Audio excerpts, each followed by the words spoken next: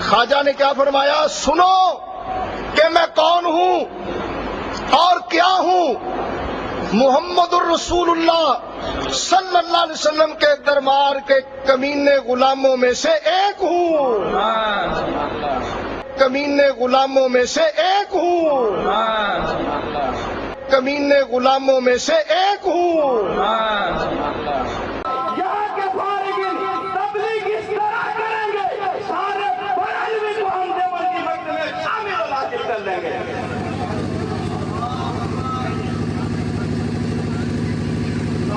نعرہ تکبیر، نعرہ رسالت، علماء اہل سنت۔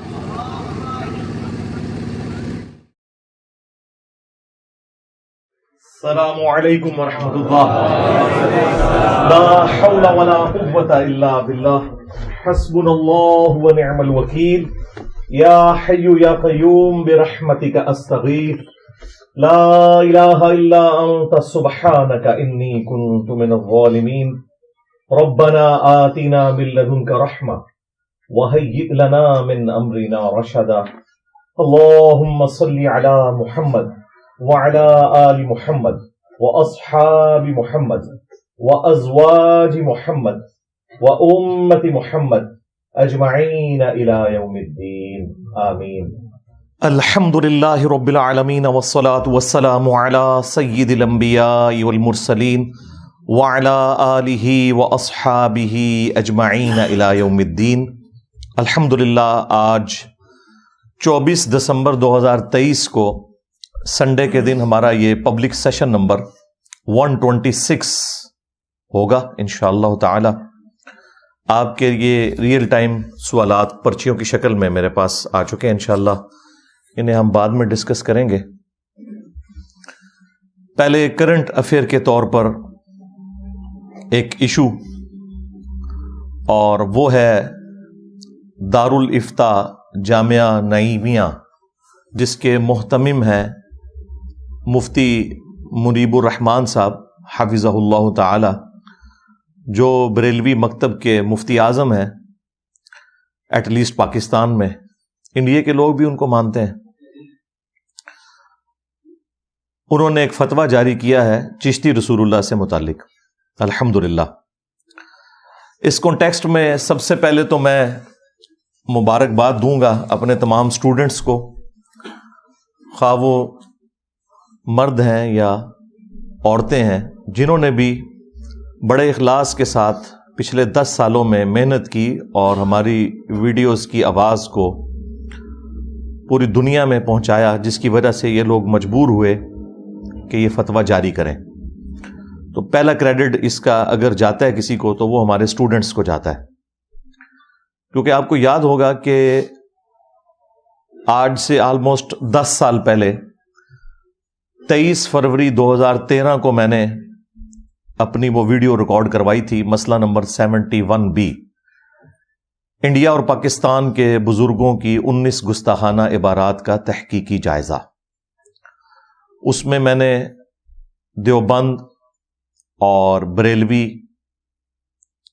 اور ایک آدھ حوالہ اہل حدیث کے حوالے سے بھی ہے، کیونکہ وہ کامن بزرگ ہیں دیوبند اور اہل حدیث کے، ان کے بزرگوں کی گستاخانہ عبارتیں ہائی لائٹ کی تھیں، اور بڑے احترام کے ساتھ صرف عبارتیں نقل کرنے کے بعد قرآن و سنت سے جو اوریجنل نظریہ ہے وہ بتایا تھا۔ اس کے بعد فتویٰ کسی پہ نہیں لگایا تھا، اور وہ بیسیکلی میرا ایک ریسرچ پیپر تھا، اندھا دھند پیروی کا انجام۔ اسی کو میں نے ویڈیو کی شکل میں ریکارڈ کروایا تھا 23 فروری 2013 کو۔ آج 24 دسمبر 2023 ہے، یعنی آلموسٹ آپ سمجھ لیں یہ 11 سال ہونے والے ہیں، 10 سال سے تو زیادہ ہی بنتا ہے۔ 18 دسمبر 2023 کو، یعنی آلموسٹ 6 دن پہلے، یہ فتویٰ مفتی منیب الرحمان صاحب کے مدرسے سے نکلا، اور اس پہ آلموسٹ 14 کے قریب علماء مزید ہیں جنہوں نے اپنے سگنیچرز کی ہیں۔ یہ فتویٰ یعنی ایک خوشائن چیز ہے، ہم اسے ویلکم کہتے ہیں، اور اپنے سٹوڈنٹس کے بعد اگر میں اس کا کریڈٹ کسی کو دیتا ہوں تو وہ خود مفتی منیب الرحمان صاحب ہیں حافظہ اللہ تعالی، کہ انہوں نے اس ضرورت کو محسوس کیا. ویسے تو دونوں معاملات میں ان کے لیے ایک امبیرسمنٹ تھی. اگر فتویٰ نہ دیتے تب بھی ظاہر ہے کہ لوگوں نے کہنا تھا کہ جی آپ قرآن و سنت کے علم بردار ہیں اور آپ کے سامنے واضح کفریہ عقائد آ رہے ہیں. دوسری طرف تو آپ کے بزرگ جو ہیں وہ تھانوی رسول اللہ کے حوالے سے اور باقی معاملات کے اندر حسام الحرمین میں احمد بریلوی صاحب نے المتوفہ 1340 ہجری بمطابق 1921 ان کی ڈیتھ ہوئی. تو انہوں نے جو گستاخانہ عبارتیں دیوبند حضرات کی ہائی لائٹ کی تھی اور ان عبارات کے اوپر فتوے دیے تھے، تو یہ جب آپ کے اپنے گھر میں ایسی چیز نکلی ہے تو آپ لوگ خاموش کیوں ہیں؟ تو یہ فتویٰ آپ یہ نہ سمجھیں کہ انہوں نے خوشی سے دیا ہے، یہ مجبوراً دیا ہے، ان کی مجبوری ہے. اچھا، فتویٰ دے کر بھی ان کو نقصان ہوا ہے، لیکن وہ نقصان کم ہے. نقصان کیا ہوا ہے کہ اب وہ جب ان کے فتوے کو اپلوڈ کیا انہوں نے تو نیچے لوگوں نے کمنٹس کیے ہوئے تھے نیو اعلی حضرت انجینئر محمد علی مرزا. ظاہر ہے ہم نے تو اعلی حضرت کے نامکمل مشن کی تکمیل کی ہے. اعلی حضرت کو صرف دوسرے فرقوں کے بزرگوں کے اندر خامیاں نظر آتی تھی، ہم نے اعلی حضرت بھی جن بزرگوں کے ماننے والے ہیں ان کی چیزیں ہائی لائٹ کی ہیں. اور ابھی صرف ایک عبارت کے اوپر فتویٰ ہے، یہ ذہن میں رکھیے گا، یہ بھی 1% کام ہے، 99% کام ابھی باقی ہے. یہ نہ سمجھیں کہ یہ ایک فتویٰ دے کے تو ان کی جان چھوٹ گئی ہے. تمام عبارتوں کے اوپر فتویٰ چاہیے، اور وہ بھی انتہائی سنگین نوعیت کی عبارتیں ہیں.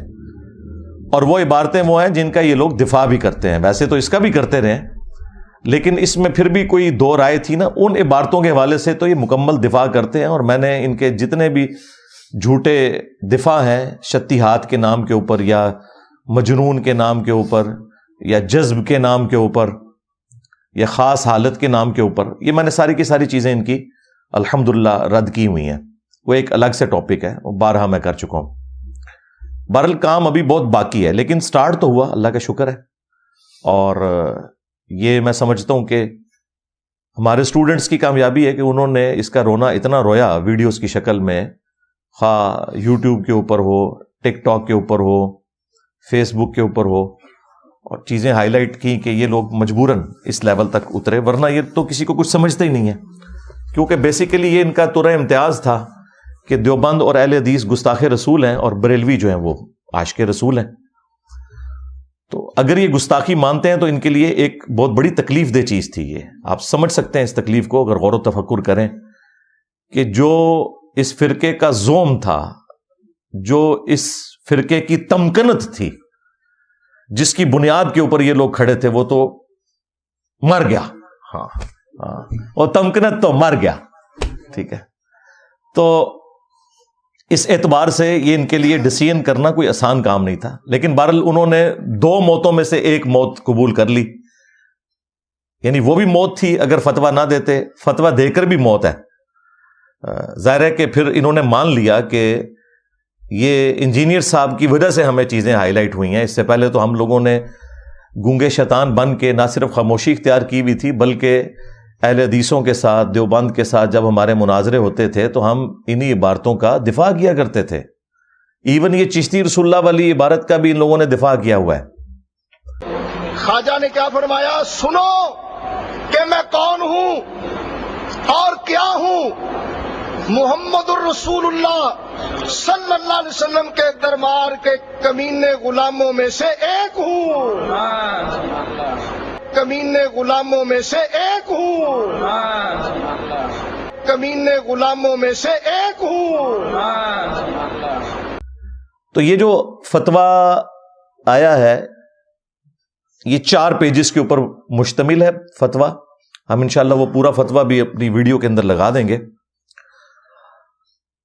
اس فتوے میں کافی ساری انہوں نے باتیں کی ہیں. ظاہر ہے کہ ایک لائن میں تو فتویٰ نہیں دینا تھا، انہوں نے اپنا پوائنٹ آف ویو بھی کلیئر کرنا تھا اور میرے حوالے سے بھی اپنا غصہ نکالنا تھا. وہ انہوں نے خوب نکالا ہے اس کے اندر نام لیے بغیر. ظاہر ہے میری وجہ سے ہی ہوا ہے سب کچھ. تو اس فتوے کے اوپر میں نے اپنی ورڈکٹ دینی ہے آج انشاءاللہ تعالی، تاکہ ایک تو ان کے لیے اپریسیشن والا مسئلہ بھی ہو جائے.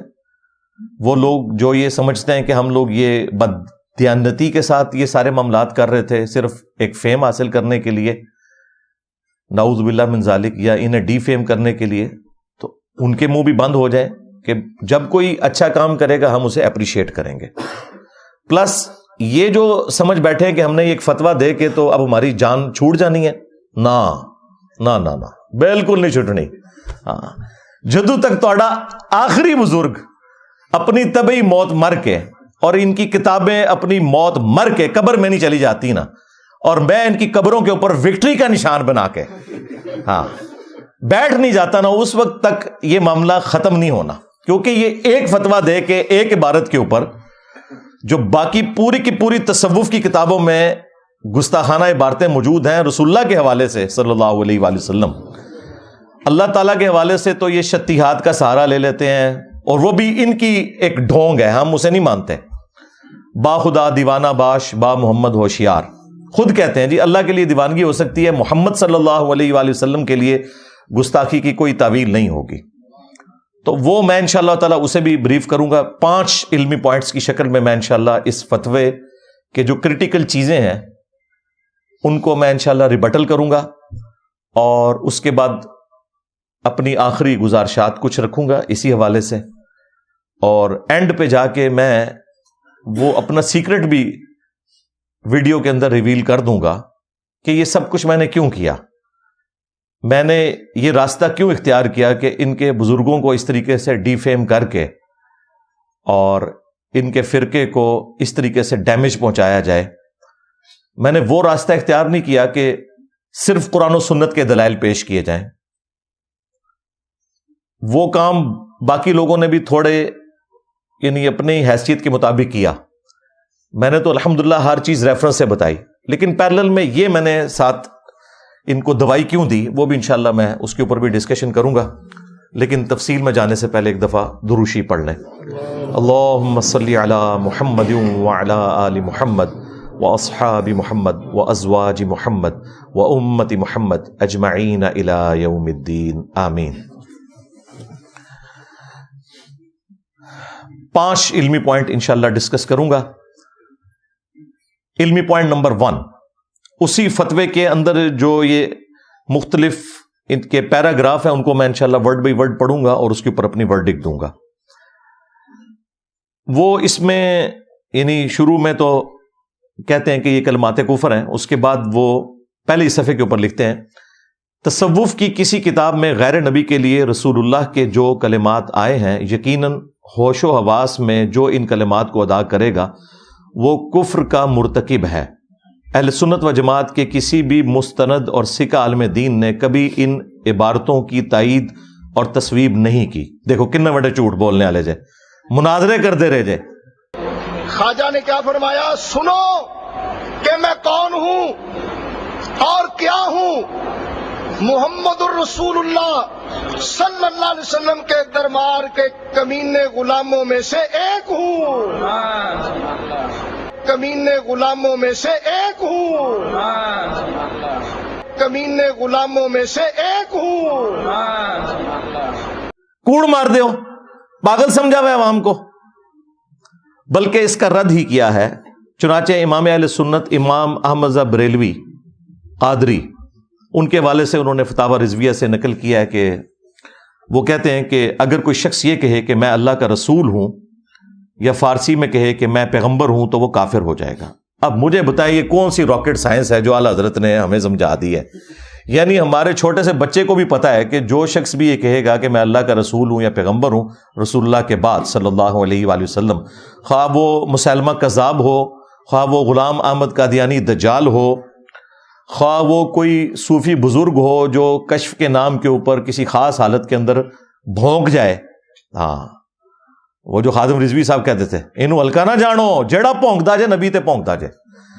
تو جتنے بھی بھونکتے رہے ہیں اپنے آپ کو رسول اللہ کہہ کے، خواہ وہ چشتی رسول کے نام پہ ہو، تھانوی رسول کے نام پہ ہو، شبلی رسول کے نام پہ ہو، جی صادق رسول کے نام کے اوپر ہو، معاویہ رسول کے نام کے اوپر ہو. یہ تو انہوں نے تو کلمے اپنے 10-11 کر لیے ہیں.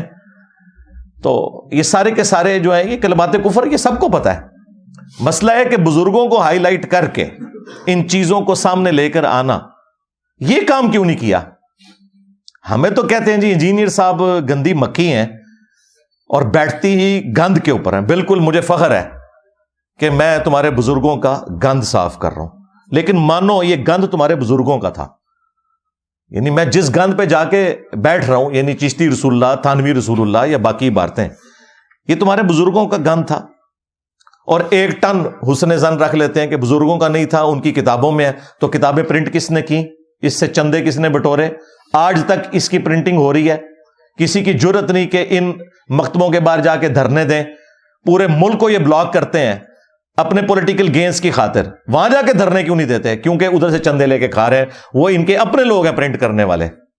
ہاں کشف المحجوب ہو، حشت بہشت ہو، تذکرۃ الاولیاء ہو، یہ ساری کی ساری کتابیں یہ لوگ خود پرنٹ کرتے ہیں، آج تک پرنٹ کر رہے ہیں. تو یہ جان نہیں چھڑا سکتے. تو یہ کہنا کہ جی یہ انجینئر صاحب گندی مکھی ہیں، گند پہ بیٹھتے ہیں، تو ہم پوچھیں گے کہ اشرف علی تھانوی صاحب نے سینکڑوں کتابیں لکھی تھیں، تو اعلی حضرت بھی جا کے گند پہ ہی بیٹھے. ایک کفریہ عبارت نکالی حفظ الایمان سے، جسے میں بھی کفریہ مانتا ہوں، میں نے اپنے ریسرچ پیپر میں ڈالی ہوئی ہے. میں نے 10 سال پہلے جو ویڈیو ریکارڈ کروائی 19 گستاخانہ عبارتوں کے اوپر، اس میں بھی اس کو ڈسکس کیا ہے. تو اعلی حضرت کو بھی سینکڑوں کتابوں میں ایک چھوٹا سا رسالہ حفظ الایمان، اس کی بھی ایک کفریہ عبارت ملی. تو اعلی حضرت بھی سینکڑوں کتابوں کو چھوڑ کر گند پہ بیٹھے تھے. بالکل. یہ اگر میرے اوپر یہ ڈاکٹرن لگا رہے ہیں اور کہہ رہے ہیں انجینئر صاحب کو ہمارے بزرگوں کی خدمات نہیں نظر آ رہی، تمہارے اعلی حضرت کو باقی بزرگوں کی خدمات نہیں نظر آ رہی تھی؟ ادھر یہ لوگ کیا کہتے ہیں، نہیں جی بڑے سے بڑا بزرگ بھی ہونا جی، اگر وہ نبی کا گستاخ ہے تو اس کی بزرگی فارغ. تھوڑے بابے کی بزرگی کیوں نہیں فارغ؟ میرے نبی سا ہے ہی کوئی نہیں، تیرے بابے تے شے ہی کوئی نہیں، لے جاؤ بابے اپنے اتھوں. دوسروں کے لیے کرائٹیریے اور اپنے لیے آپ انجینئر صاحب سے بھیک مانگ رہے ہیں جی انجینئر صاحب ہمارے بزرگوں کو گستاخ کہنا چھوڑ دیں. بڑا برا وقت آیا جی بریلویاں ہوتے. توبہ توبہ توبہ توبہ. انہوں نے کدے سوچا نہیں سی کہ ہمارا ہتھیار ہمارے اوپر چلے گا. پچھلے 100 سال سے انہوں نے گستاخی کے نیزے کی نوک پہ رکھا ہوا تھا ساروں کو، حسام الارمین لکھ کر ہر بندے کو گستاخ کہنا. آج اسی طرح کی گستاخیاں اس سے بڑھ کر ان کے بزرگوں کی نکلی ہیں. تو کہہ رہے جی انجینئر صاحب آپ ہمارے بزرگوں کو گستاخ تو نہ کہیں. ہم نے آپ سے ہی سیکھا تھا. 31 سال میں بھی بریلوی رہا ہوں. یہ آپ نے ہمیں سکھایا تھا، با خدا دیوانہ باش، با محمد ہوشیار. دیوانگی صرف اللہ کے لیے چلے گی، رسول اللہ کے لیے اگر دیوانگی کی تو فارغ ہو جاؤ گے. اب بھول گئے ہو سب کچھ. یہ تمہارا پڑھایا ہوا سبق تھا، اور الحمدللہ ہم اس سبق کو اچھا سمجھتے ہیں. بالکل. اسی لیے میں کہتا ہوں میں تو اعلی حضرت کے نامکمل مشن کی تکمیل کر رہا ہوں. اعلی حضرت نے وہ مشن ادھورا چھوڑا تھا، اس کی کمپلیشن الحمدللہ 100 سال بعد میں نے آ کے کی ہے. جس طرح نیوٹن نے گریوٹی کا ایشو ادھورا چھوڑا تھا، لوگ کنکلوڈ کر بیٹھے تھے. وہ تو 300 سال بعد جب آئنسٹائن آیا تو اس نے بتایا کہ بھائی یہ تھیوری آف ریلیٹیوٹی جب وہ سامنے لے کے آیا تو اس نے بتایا بھی گریوٹی تو فورس نہیں ہے، یہ تو ایشو ہی کوئی ڈفرنٹ ہے. تو یہ نامکمل مشن تھا جس کی تکمیل اللہ کے فضل سے ہمارے اس پلیٹ فارم سے ہوئی ہے. لہذا یہ بالکل آپ اس کو کلیئر کر لیں کہ یہ اگر کریڈٹ پہلے نمبر پہ جاتا ہے تو ہمارے پلیٹ فارم کو جاتا ہے. اس حوالے سے الحمدللہ. علمی پوائنٹ نمبر 2 آگے چل کے وہ لکھتے ہیں کہ جہاں تک ان کتابوں کے مصنفین کے ایمان کا معاملہ ہے تو جب تک قطعی طور پر ثابت نہ ہو جائے کہ یہ الفاظ ان کے اپنے تحریر کردہ ہیں وہ اہل ایمان ہی قرار دیے جائیں گے. بالکل ہم آپ کے ساتھ ہیں. اور یہ دیکھیں اپنی عوام کی حمایت حاصل کرنے کے لیے اور اپنی عوام کو میرے خلاف کرنے کے لیے جھوٹ بولتے ہیں کہ انجینئر صاحب ہمارے بزرگوں کو کافر کہتے ہیں، گستاخ رسول کہتے ہیں. یہ تم کہلواتے ہو. میری جو 23 فروری 2013 کی ویڈیو ہے، جو پہلی ویڈیو تھی 71B مسئلہ انڈیا اور پاکستان کے بزرگوں کی 19 گستاخانہ عبارات کا تحقیقی جائزہ، اس سے لے کے آج تک میں ہمیشہ سٹارٹ اسی سے لیتا ہوں کہ ہم 1 ٹن حسن ظن رکھتے ہیں کہ بزرگوں نے یہ نہیں فرمایا ہوگا، یہ الہاقی عبارت ہے، بعد میں کسی نے داخل کر دی، لیکن تم لوگ تو مناظرے کرتے رہے ہو نا اس کے حق میں۔ خواجہ نے کیا فرمایا؟ سنو کہ میں کون ہوں اور کیا ہوں، محمد الرسول اللہ صلی اللہ علیہ وسلم کے دربار کے کمینے غلاموں میں سے ایک ہوں، کمینے غلاموں میں سے ایک ہوں، کمینے غلاموں میں سے ایک ہوں۔ تم لوگ دفاع کرتے رہو، یہ تم لوگ کہتے رہو کہ یہ بزرگوں کی عبارتیں آپ کو سمجھ نہیں آئی ہیں، تو یہ ایک معصومانہ سا جملہ لکھنا کہ جی جب تک کنفرم نہ ہو ہم بزرگوں کو کافر نہیں کہہ سکتے، یہ کوئی آپ ہم پہ احسان نہیں کر رہے، ہم بھی یہی بات کرتے ہیں کہ بزرگوں پہ کفر کا فتویٰ نہیں لگے گا، عبارتوں پہ لگے گا۔ تمہیں تو یہ بھی توفیق نہیں مل رہی تھی کہ عبارتوں پہ فتویٰ دیتے، یہ تو ہماری وجہ سے دینا پڑ گیا نا۔ تمہیں تو صرف دیوبندیوں کی اور وہابیوں کی عبارتیں نظر آتی تھی، اپنے بابوں کی نظر ہی نہیں آتی تھی، پرنٹنگ کر رہے تھے آج تک۔ تو یہ بالکل کوئی یہ نہ سمجھے کہ ہمارا کوئی موقف اس سے ہٹ گیا۔ ہم بھی کہتے ہیں کہ یہ بزرگ دنیا سے جا چکے، اپنے اعمال کو بھگتیں گے، اچھے کیے تو جنتوں میں ہوں گے، برے کیے تو اللہ تعالیٰ کے عذاب میں ہوں گے۔ ہمیں ان سے کوئی انٹرسٹ نہیں ہے، ہمیں انٹرسٹ ہے ان کے اس تعارف سے جو کتابوں کی شکل میں موجود ہے، ان کتابوں کے اوپر، عبارتوں کے اوپر ہم بات کرتے ہیں، بزرگوں پہ تو کرتے نہیں، لیکن جب تم اپنے بزرگوں کا دفاع کرتے ہو نا پھر ہم سامنے آ جاتے ہیں۔ تو یہ آپ بالکل کلیئر کریں۔ پھر لکھتے ہیں پریس کی ایجاد سے قبل کتابیں ہاتھ سے لکھی جاتی تھی اور کاتب حضرات اس کی نقل کر کے نسخے تیار کرتے تھے۔ بعض دشمنان دین نے دینی خصوصاً تصوف کی کتابوں میں تحریفات اور الحاقات کیے ہیں۔ یہ دشمنان دین کون ہیں؟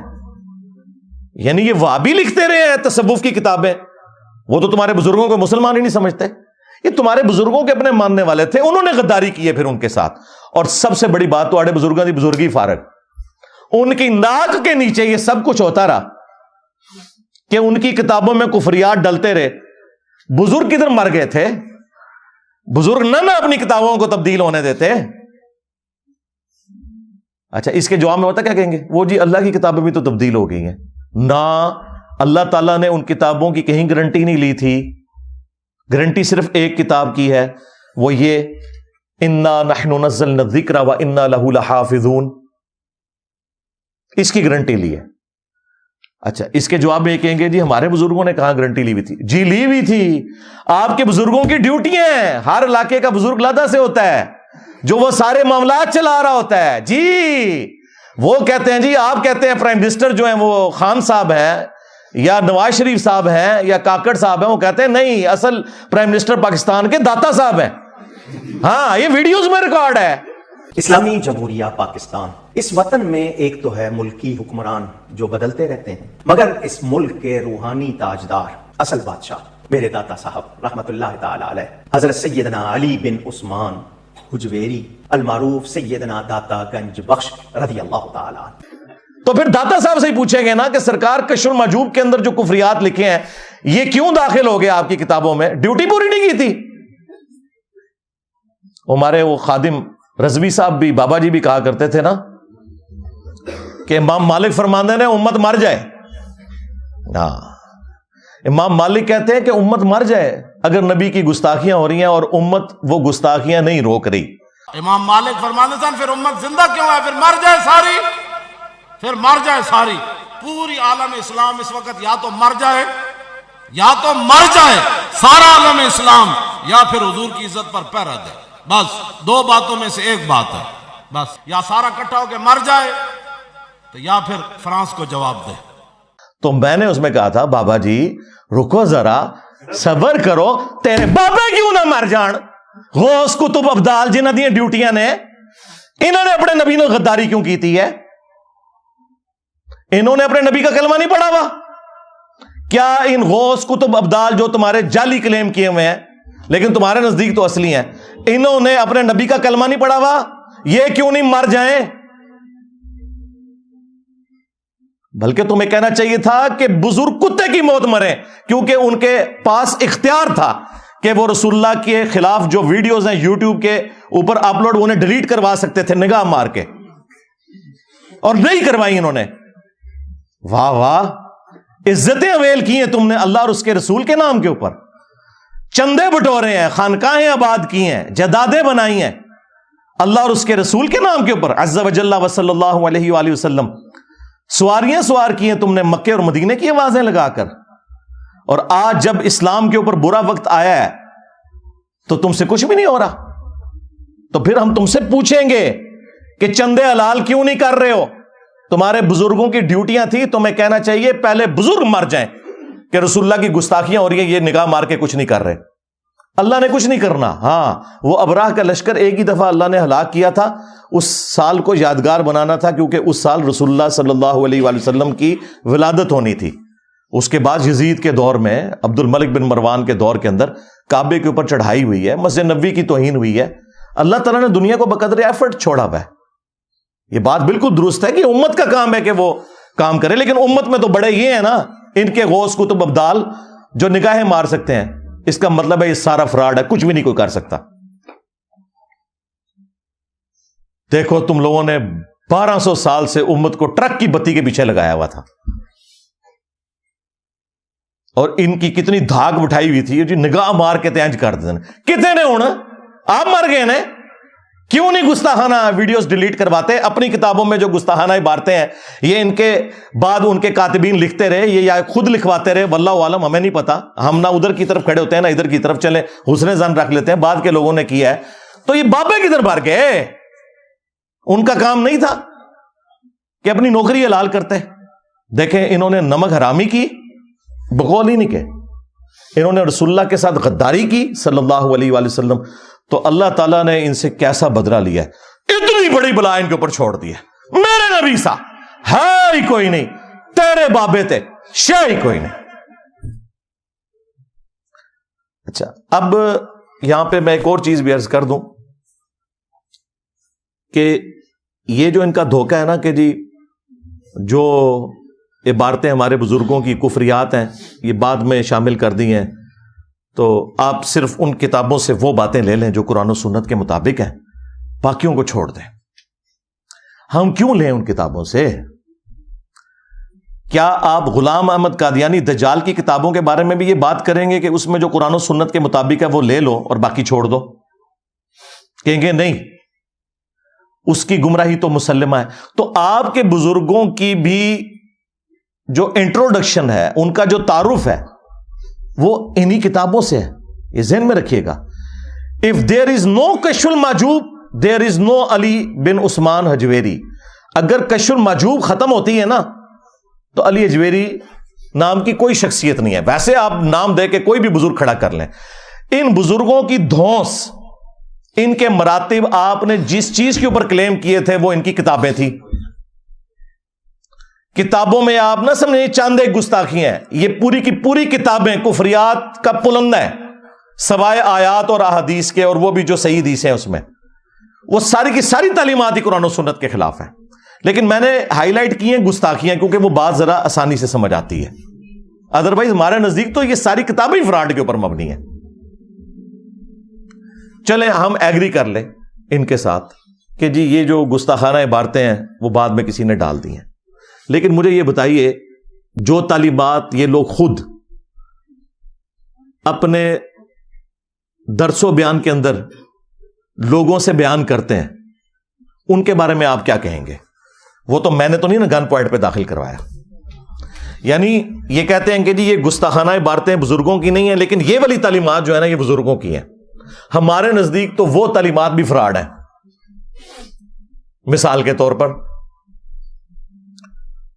باپا جانی جو ہے الیاس قادری صاحب، اس وقت سب سے بڑے ان کے غوث وقت ہے نا، انہوں نے شیخ عبد القادر جیلانی المتوفا 561 ہجری سے متعلق ایک کتابچہ لکھا ہے، جنات کا بادشاہ. وہ چینی جن والا، وہ چینی جن جس میں وہ واقعہ بھی ہے. اچھا، اس میں انہوں نے ایک واقعہ لکھا ہے، اور واقعہ نہ صرف لکھا ہے بلکہ ان کے جو چھوٹو مولوی ہیں نا وہ ویڈیو میں بھی بیان کر رہے ہیں اور اس کو ڈیفینڈ بھی کر رہے ہیں. شیخ عبد القادر جیلانی کو کچھ لوگ ملنے کے لیے آئے، تو جب ان کے پاس پہنچے تو ان کا ایک جو غلام تھا اس نے لوٹا جو رکھا تو لوٹے کی ٹوٹی قبلہ کی طرف نہیں کی. تو شیخ عبد القادر جیلانی غوث پاک سرکار رضی اللہ تعالیٰ عنہ کو اس پر ملال ہوا, تو آپ نے جلال سے اس کی طرف دیکھا تو وہ آپ کی نگاہ کی تاب نہ لاتے ہوئے جاں بحق ہو گیا. اور ان تعلیمات کو یہ قرآن و سنت کے مطابق سمجھتے ہیں. ہم کہتے ہیں یہ بھی فراڈ ہے. اس میں پتہ کیا لکھا ہوا ہے واقعہ کہ شیخ عبد القادر جیلانی رحمۃ اللہ علیہ کا ایک مرید تھا, وہ انہیں وضو کروایا کرتا تھا. ایک دن اس نے وضو کروانے کے بعد جو لوٹا ہے نا, اس کی ٹوٹی قبلہ رخ رکھنے کی بجائے تھوڑی ہٹا کے رکھ دی, جان بوجھ کے نہیں, بے دھیانی کی وجہ سے. تو کہتے ہیں جی شیخ عبد القادر جیلانی کو اتنا غصہ آیا کہ انہوں نے نگاہ مار کے نا مرید کو جلا کے راکھ کر دیا, اس کی روح پرواز کر گئی. وہ مرید جو بیچارہ اس امید میں اپنے بابے سے اٹیچ تھا کہ یہ میری حفاظت کرے گا, وہ خود تو مرا, بابا بھی مار کے چلا گیا. ہاں ظاہر ہے بابے نے قتل ناحق کیا, 302 لگتی ہے بابے کے اوپر, ہاں ذہن میں رکھیے گا. تو ان کے بابوں نے ان کی آخرت کیا بچانی ہے, ان کے مرید اپنی آخرت بھی لے ڈوبے, بابا بھی نال ہی لائے گئے. تو کہتے ہیں اس کے بعد پھر انہوں نے نگاہ ماری لوٹے کی طرف تو ٹوٹی سیدھی ہو گئی.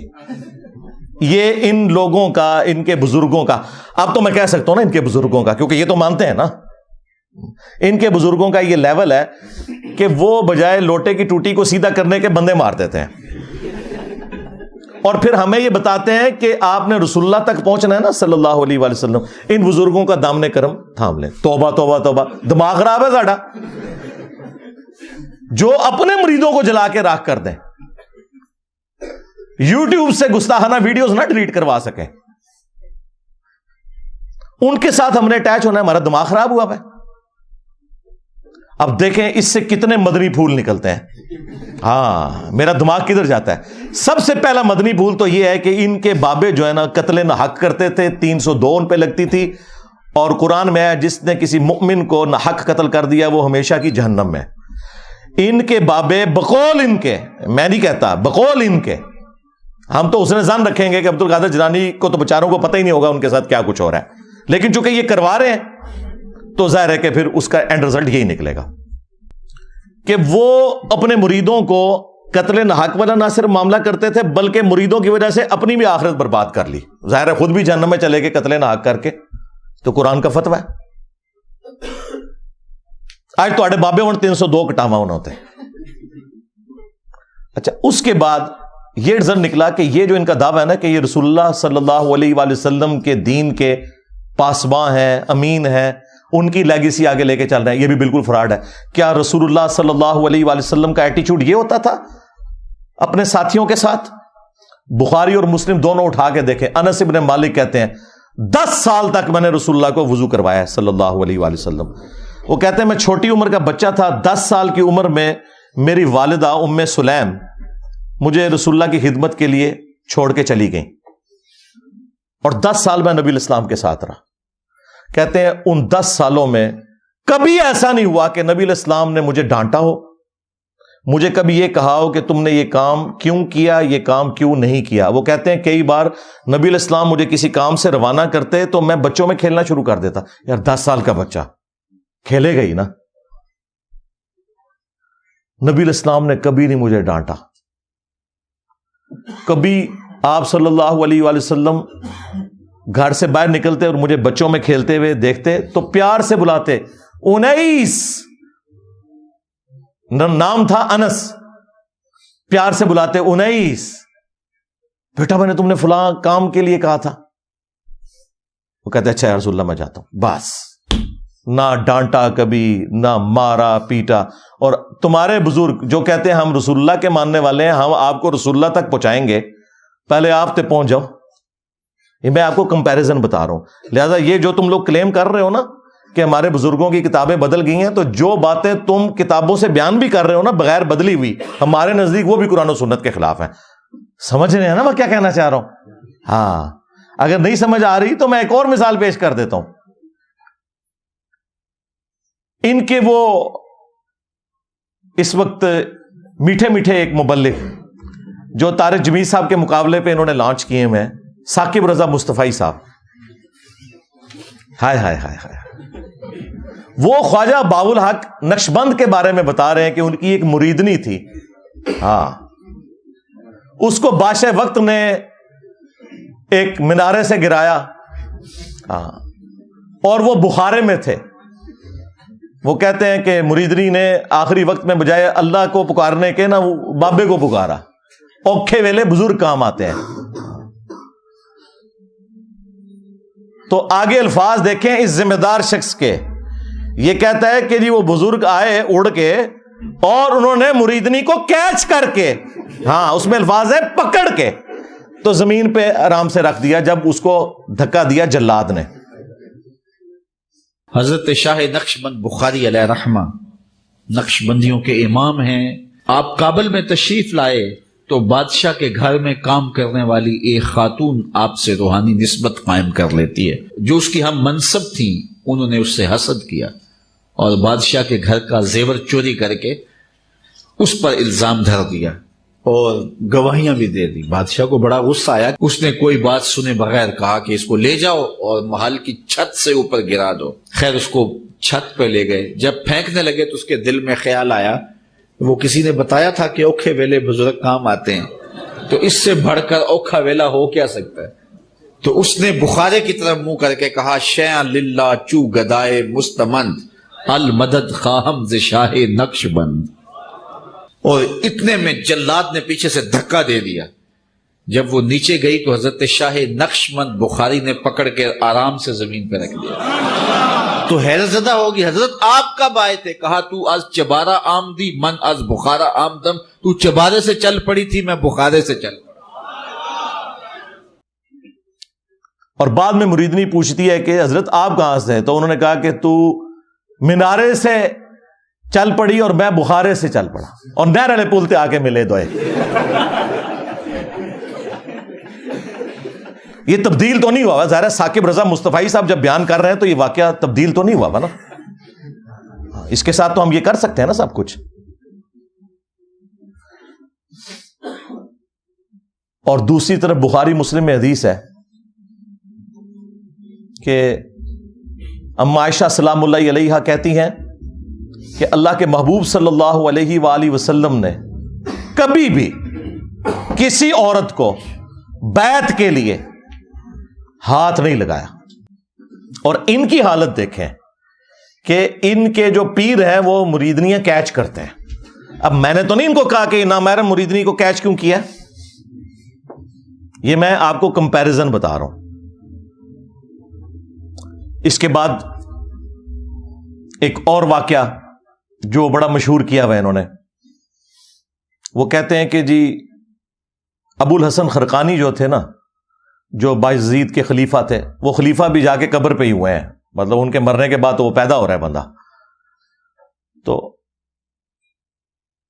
محمود غزنوی جب سومنات پہ حملے کر رہا تھا تو اس کو کامیابی نہیں ہو رہی تھی، تو آخری دفعہ اس کے پاس ابو الحسن خرقانی کا ایک کرتا تھا جو اس نے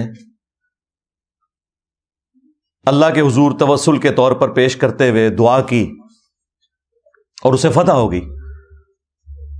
اور رات کو خواب میں بابا جی آ گئے اور بابا جی ناراض ہیں. وہ کہتے ہیں کہ تو نے میرے کرتے کی اتنی کم قیمت لگائی ہے. اگر تو یہ کرتا اپنے ہاتھ میں پکڑ کے اللہ سے یہ دعا کرتا کہ ہند کی سرزمین میں قیامت تک کوئی کافر نہ ہو تو یہ سارے مسلمان ہو جاتے. حضرت ابو الحسن خرقانی ایک بزرگ گزرے، یہ حضرت بایزید بستامی کے سجادہ نشین تھے. اتنے بڑے آدمی تھے، اپنا جبہ دیا محمود غزنوی کو. جب مشکل آئی تو دعا مانگنا آگے رکھ کے، اللہ فتح دے دے گا. تو محمود کہتے ہیں جب سومنات کے مندر نہیں فتح ہو رہے تھے تو میں نے بابے کا جبہ سامنے رکھ کے دعا کی تو اللہ نے مجھے فتح دے دی. کہتے ہیں بابا جی رات خواب میں ملے تو کہنے لگے تو نے کیا قیمت ڈالی میرے جبے کی؟ کہا حضور کیا مطلب؟ فرمانے لگے تو میرا جبہ سامنے رکھ کے دعا کرتا کہ یا اللہ ہندوستان کے سارے کافر مسلمان ہو جائیں تو اللہ نے توفیق ایمان دے دینی. یہ تو نے کیا دعا مانگی ہے؟ یہ تعلیمات بتاتے ہیں اور پھر سبحان اللہ پڑھتے ہیں. اور یہ واقعہ تذکرۃ الاولیاء کے اندر بھی لکھا ہوا ہے شیخ فرید الدین عطار نے. اب یہ واقعات بیان کرتے ہیں تو ہم اس کے مقابلے میں انہیں بتائیں گے کہ بھائی اگر ان کرتوں سے کوئی فرق پڑتا تو اس کائنات میں سب سے عظیم کرتا تو رسول اللہ کا ہے صلی اللہ علیہ وآلہ وسلم. صحیح مسلم میں حدیث ہے، اسما بنت ابی بکر نے نبی الاسلام کا کسروانی طیالسی ایک کالا جبہ وہ نکالا اور انہوں نے بتایا کہ یہ وہ جبہ ہے جو نبی الاسلام پہنا کرتے تھے اور اس کے دھون کو ہم مریضوں کے لیے شفا کے طور پر استعمال کرتے ہیں۔ نبی الاسلام کا کرتا مبارک جو صحیح تبرک بھی ہے، جس سے صحابہ کرام نے تبرک بھی حاصل کیا، وہ کرتا جب نبی الاسلام خود پہنتے تھے، اس کرتے کو دیکھ کے تو مشرکین عرب نے اسلام قبول نہیں کیا، اور اس کے بعد رومنز اور پرشینز کے خلاف جب صحابہ کرام نے جنگیں لڑی ہیں تو وہ کرتا تو نہیں لے کے گئے، جس طرح یہ ابو الحسن خرقانی کے کرتے سے دعا کی ہے، انہوں نے تو رسول اللہ کے کرتے سے کوئی دعا نہیں کی ہے۔ وہاں تو 8,500 صحابہ اور تابعین شہید ہوئے ہیں جنگ قادسیہ میں، ہاتھیوں کے نیچے بھی آئے کئی، تب جا کے وہ پرشین امپائر جو ہے وہ مسلمانوں کے پاس آئی ہے، اور جنگ یرموک میں بھی ہزاروں صحابہ اور تابعین شہید ہوئے ہیں، تب جا کے رومن امپائر کی کمر ٹوٹی ہے۔ ادھر تو کوئی کرتے نہیں لے کے گئے، سب کہانیاں بنائی ہوئی ہیں۔ پھر ہمارے وہ جو مرشد ہیں مصباحی صاحب، ہاں، اب مصباحی صاحب جو کچھ بیان کر رہے ہیں بزرگ ہی لکھ کے گئے ہوئے ہیں، یہ کشف المجوب میں واقعہ لکھا ہوا ہے، اوپر دیکھا تو سونا، نیچے دیکھا تو سونا، درخت سارے کا سارا سونے کا اور پتے سونے کے اور جڑیں بھی، ہاں نا، اینڈ تک کہتے ہیں ہاں نا، یعنی میں بھی ہوتا ہی سا، ہاں یہی مطلب ہوتا ہے نا۔ داتا حضور کشف المحجوب میں لکھتے ہیں یہ فکرے ان کی زبان سے تب ادا ہوئے جب اس درخت کے نیچے تھے جس کے اوپر میں چڑھا ہوا تھا۔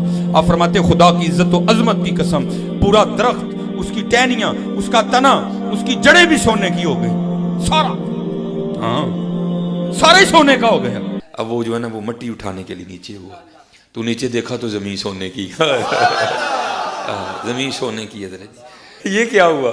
دائیں دیکھا تو سونا، بائیں دیکھا تو سونا، آگے دیکھا تو سونا، پیچھے دیکھا تو سونا۔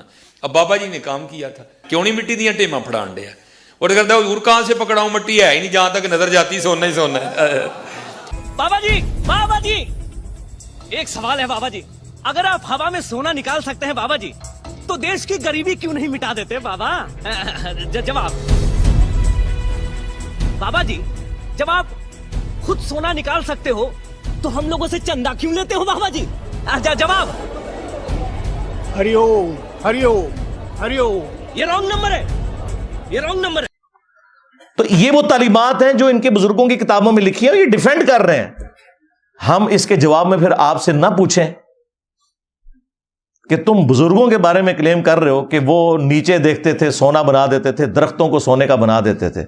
خدا کے لیے سورہ بنی اسرائیل کے اندر جو کافروں نے رسول اللہ صلی اللہ علیہ وآلہ وسلم سے 9 معجزات مانگے تھے نا، ان میں سے ایک معجزہ یہ بھی تھا کہ اس کا کوئی سونے کا گھر بن جائے، تب اسے پیغمبر مانیں گے۔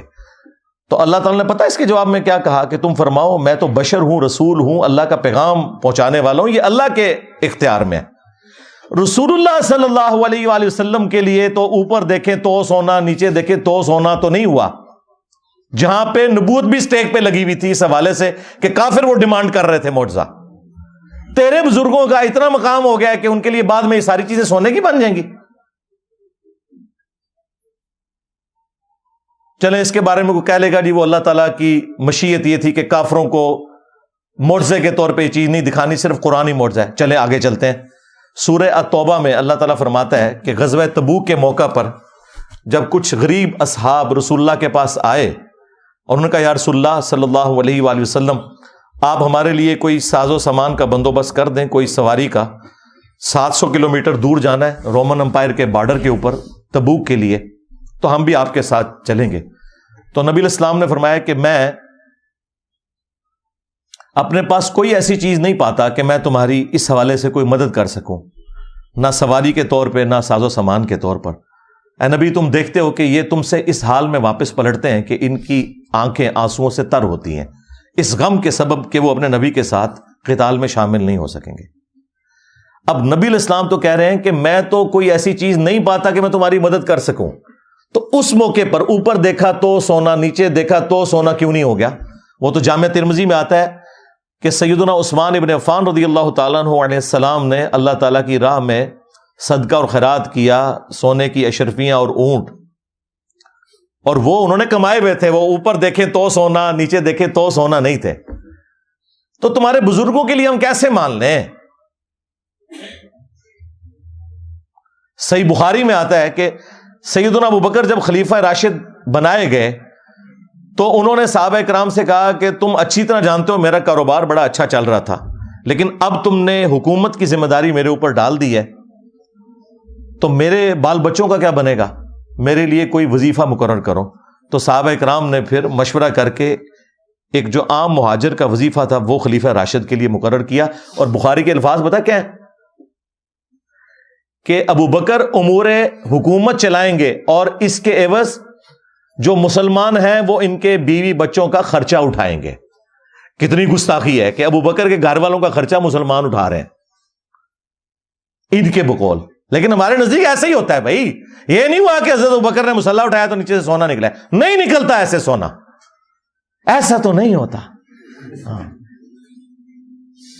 اوپر دیکھیں تو سونا، اور دیکھیں یہ لوگ دعوے کرتے ہیں ہم جی صحابہ کرام اور اہل بیت کے مان رہے ہیں، اور نسوے تو ہے تو انہوں پتہ ہی نہیں صحابہ کرام اور اہل بیت دا کوئی، تسی بابیاں دے مننے والے ہو۔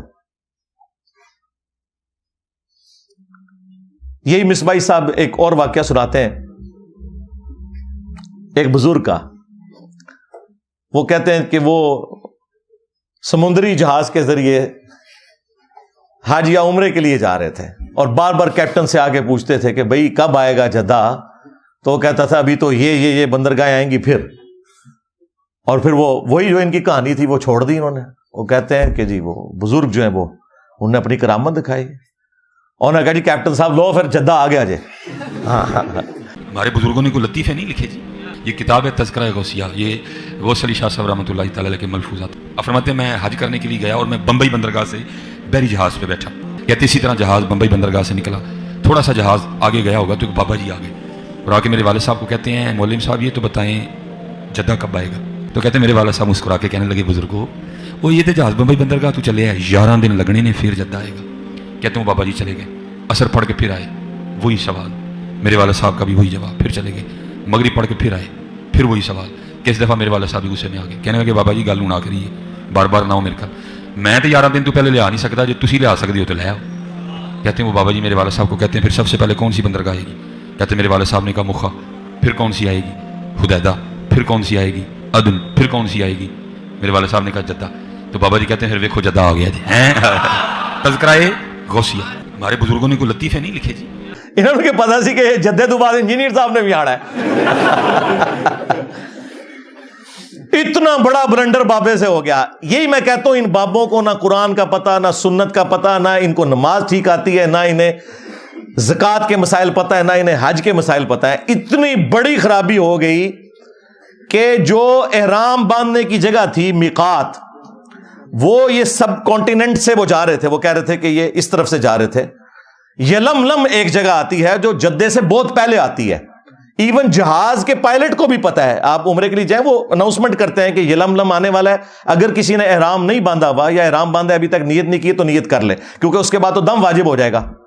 ان کے بابے نے ڈائریکٹ جدے پہنچا دیا جہاز، وہ کوئی نہیں پہنچا، کہانی پہ کراندہ جائے۔ لیکن چلو یہ تو کہتے ہیں نا پہنچا، ہم کہتے ہیں جس بابے کو مسائل نہیں پتا پکڑ کے مفت میں پورے کے پورے بحری جہاز کے اوپر جو ہے نا وہ دم واجب کروا دیا۔ سینکڑوں لوگ سوار ہیں، سینکڑوں بیڑے آپ جا کے ڈھونڈے، یعنی نیکی کی تھی کہ الٹا مصیبت ہی پا چھڑے، اور یہ شوق سے بیان کرتے ہیں، یعنی پورے جہاز کو اڑا کے وہاں پہ پہنچا دیا۔ یہ نا جہاز تو اڈگل بنیا تھے کوئی نہیں، ہاں نہ تم سے سٹیم انجن بنا، نہ تم سے ہوائی جہاز بنا، پوری زندگی تمہارے بزرگ مکے مدینے جاتے رہے، ٹھیک ہے، کسی کو تیل نظر نہیں آیا۔ تیل جا کے 1960 میں جا کے جو ہے وہ ارامکو کمپنی جو امریکہ کی، انہوں نے جا کے وہاں پہ نکالا تیل، تو بزرگ کدھر رہے؟ سب کہانیاں کراتے رہے۔ اچھا اب میں آپ کو بتاؤں، مسلم شریف میں لکھا ہوا ہے، بنو سلمہ ایک چوراہے پر کھڑے ہوئے تھے، نبی علیہ السلام پاس سے گزرے، آپ صلی اللہ علیہ وآلہ وسلم نے پوچھا کس لیے کھڑے ہو؟ تو انہوں نے کہا یا رسول اللہ ہم دور گاؤں ایریا سے آتے ہیں تو نماز میں لیٹ ہو جاتے ہیں، ہم نے ارادہ کیا کہ ہم مسجد نبوی شریف کے پاس مدینہ شریف میں ہی شفٹ ہو جاتے ہیں تاکہ نماز پہ ہم ٹائملی پہنچ جائیں.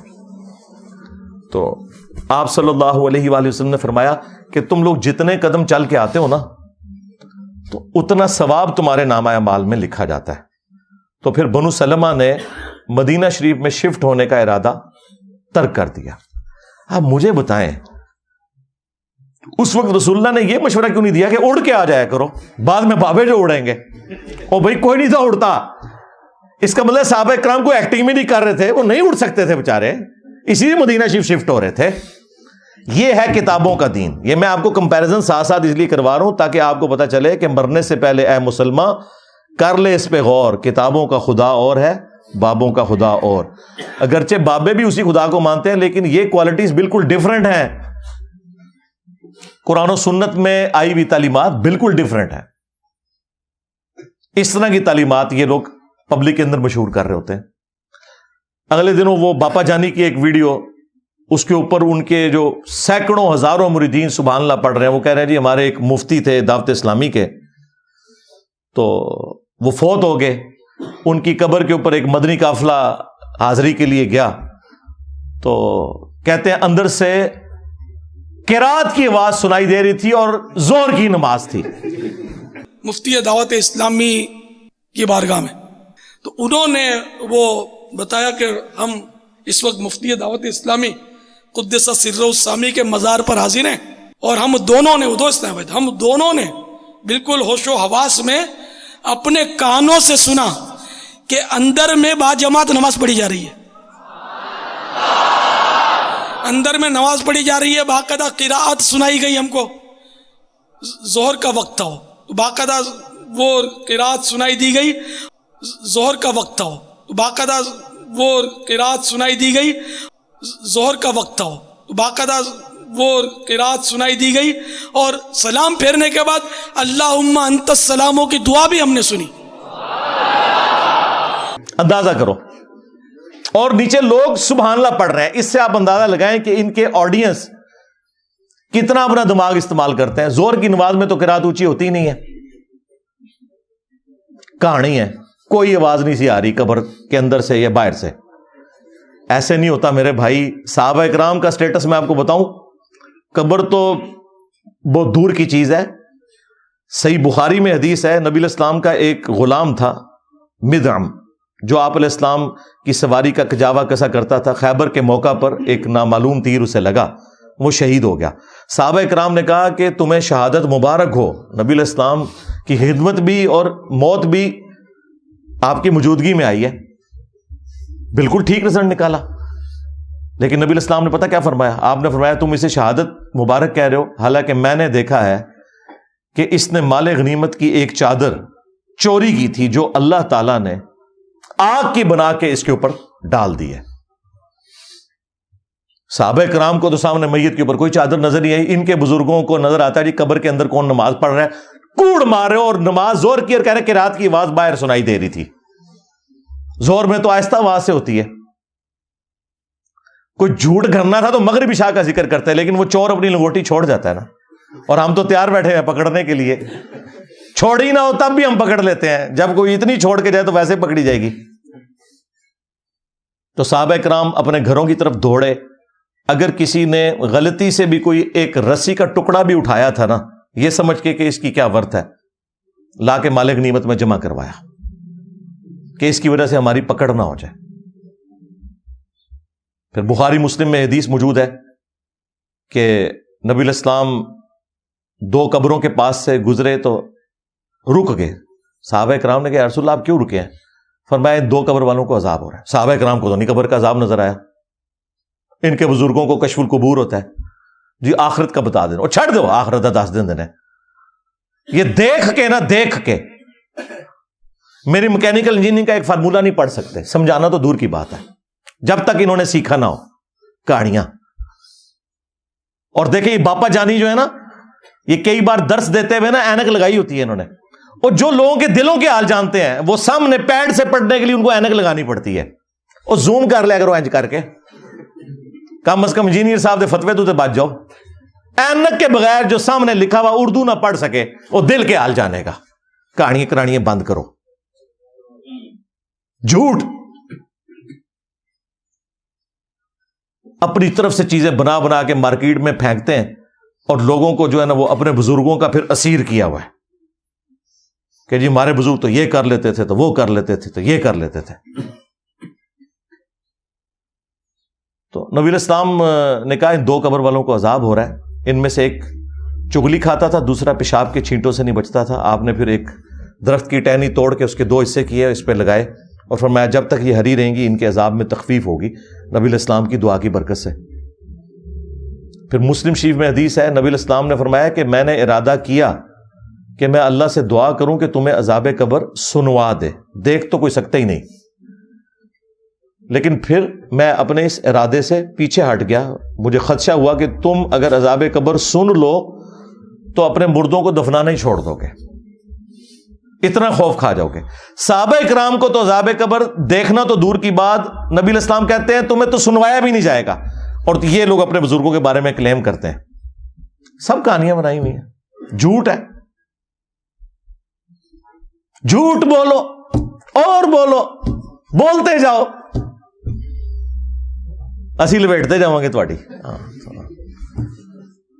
اینڈ ریڈی نے گچھی انہوں آگ لا دیں گے قرآن و سنت کے دلائل سامنے رکھ کے. کہانیاں بنائی ہوئی ہیں, جھوٹ پہ جھوٹ بولتے جاتے ہیں. تو یہ وہ تعلیمات میں آپ کو بتا رہا ہوں موٹی موٹی جو ان کے کلیم ہیں. اور جی بزرگ تھے تو وہ ان کا ایک مرید تھا, اس کی بیوی حافظ قرآن تھی, وہ بیچارہ کوہرا تھا, وہ پریشان ہو گیا. بیوی نے کہا میرے نڑے نہ لگے جو تک تو بھی حافظ نہ بنے. تو ٹائم قیامت تک کی. وہ جناب پریشان ہو کے پیر صاحب کے پاس پہنچا. پیر صاحب نے کہا جی کہ جی صبح, اور یہ وہ واقعات جو انہوں نے کتابوں میں لکھے ہوئے ہیں, بیان کرتے ہیں, یہ وہ ہیں جو تبدیل نہیں ہوئی ہوئی, یہ وہ چیزیں نے. کہتے ہیں جی وہ پیر صاحب نے صبح کے وقت جب سلام پھیرا فجر کی نماز میں, دائیں طرف جتنے تھے حافظ قرآن بن گئے, بائیں طرف جتنے تھے ناظرہ بن گئے. اور لوگ کہتے ہیں سبحان اللہ. اس طرح کوئی حافظ قرآن بنتا ہوتا تو صحابہ صفا کا جو چبوترا ہے 155 صحابہ کا, ان میں سے جو احادیث روایت کرنے والے صحابہ ہیں وہ تو چند ایک ہیں. حضرت ابو ہریرہ رضی اللہ تعالیٰ عنہ, اور ان کے لیے بھی خاص دعا تھی, بخاری مسلم میں آئی.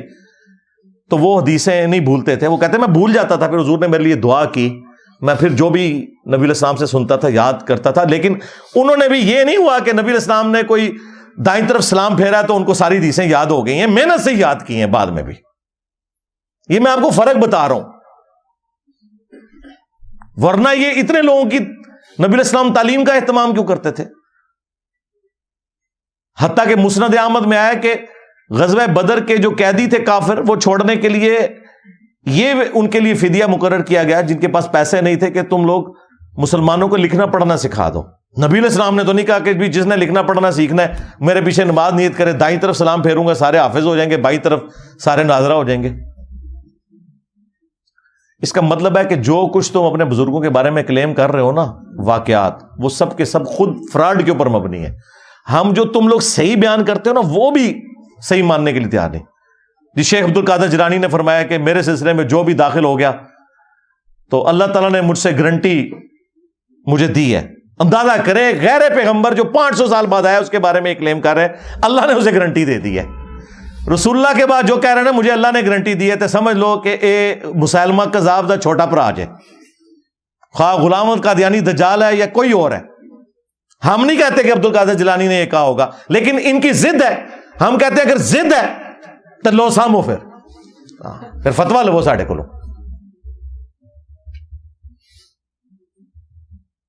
تمام اولیاء کی گردن پہ میرا پاؤں. توبہ توبہ, کیا کبھی ابو بکر عمر عثمان و علی نے یہ دعویٰ کیا کہ تمام صحابہ کی گردن پہ ہمارا پاؤں ہے؟ اور یہ آگے سبحان اللہ پڑھ رہے ہوتے ہیں. عقل کا ماتم کرے جی, میرا مرید جو ہے وہ مشرق میں ہو اور میں مغرب میں ہو اور اس کا ستر کھل جائے تو میں پہنچ جاؤں گا. میں کہا بڑو سچے قادری.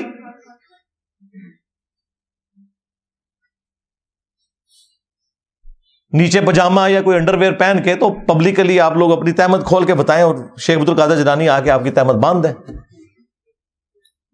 وہ کہتے ہیں نہیں اس طرح تو بزرگوں کو چیک تو نہیں کرنا چاہیے نا, یہ تو ویسے انہوں نے فرمایا تھا. اور پریکٹیکلی ایک ہوا ہے انڈیا میں, ایک مولوی ان کا قادری تقریر کر رہا تھا, بڑا اچھل کود رہا تھا, اس کی شلوار اتر گئی. وہ آپ نے ویڈیو دیکھی ہوئی ہے نا. یہاں کے فارغین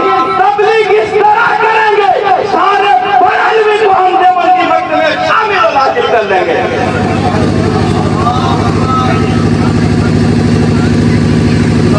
نعرہ تکبیر، نعرہ رسالت، علماء اہل سنت.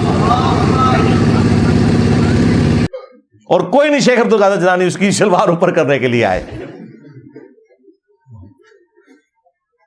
سارے مریدوں کو جنت میں ساتھ لے جاؤں گا.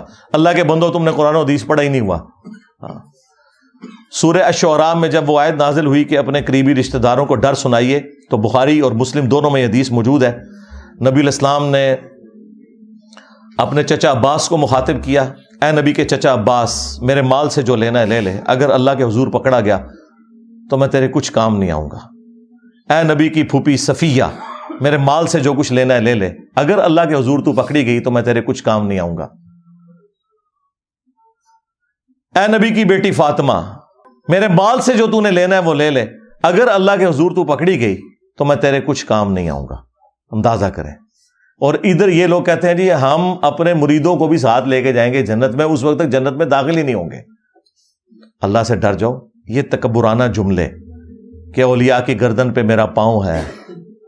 اچھا پھر یہ بھی یہ پورا قصیدہ ان کی طرف قصیدہ غوثیہ منسوب کیا ہوا ہے. اور وہ پیر میر علی شاہ صاحب کے دربار کے اوپر نا جمعے کے دن مصطفیٰ جان رحمت پہ لاکھوں سلام تو کبھی کبھار ہی پڑھا جاتا ہے، قصیدہ غوثیہ برل وہاں پہ پڑھا جاتا ہے. یہ قیامت تک سورج جو طلوع ہوگا وہ مجھے میری اجازت سے طلوع ہوگا، مجھے بتائے گا کہ کیا کچھ ہونا ہے. پتہ نہیں کیا کچھ کہانیاں لکھی ہیں، مطلب وہ جو کوئی صحابی بھی نہیں سوچ سکتا اپنے بارے میں. تو یہ ساری کی ساری باتیں کرنے کے بعد پھر میں بولوں کہ نہ بولوں کہ میرے نبی سا ہے ہی کوئی نہیں، بابے تھے شے ہی کوئی نہیں. کیونکہ یہ جتنے میں نے 7-8 واقعات آپ کو بابوں کے بتائے ہیں نا، اس کے مقابلے میں قرآن و سنت کی تعلیمات بتائی ہیں.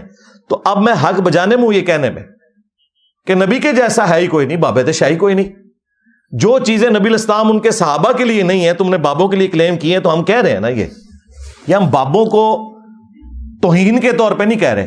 اور ویسے بھی تم نے ہمیں خود یہ کہانی پڑھائی ہوئی تھی کہ جی کوئی بڑے سے بڑا غوث کتب ابدال ہو، وہ کسی صحابی کے گھوڑے کے قدموں کی خاک جو گھوڑے کے نتنوں میں بیٹھے، یہ جو ایک کہانی پوری انہوں نے بنائی ہوئی ہے، کولوئی بنائی ہوئی ہے.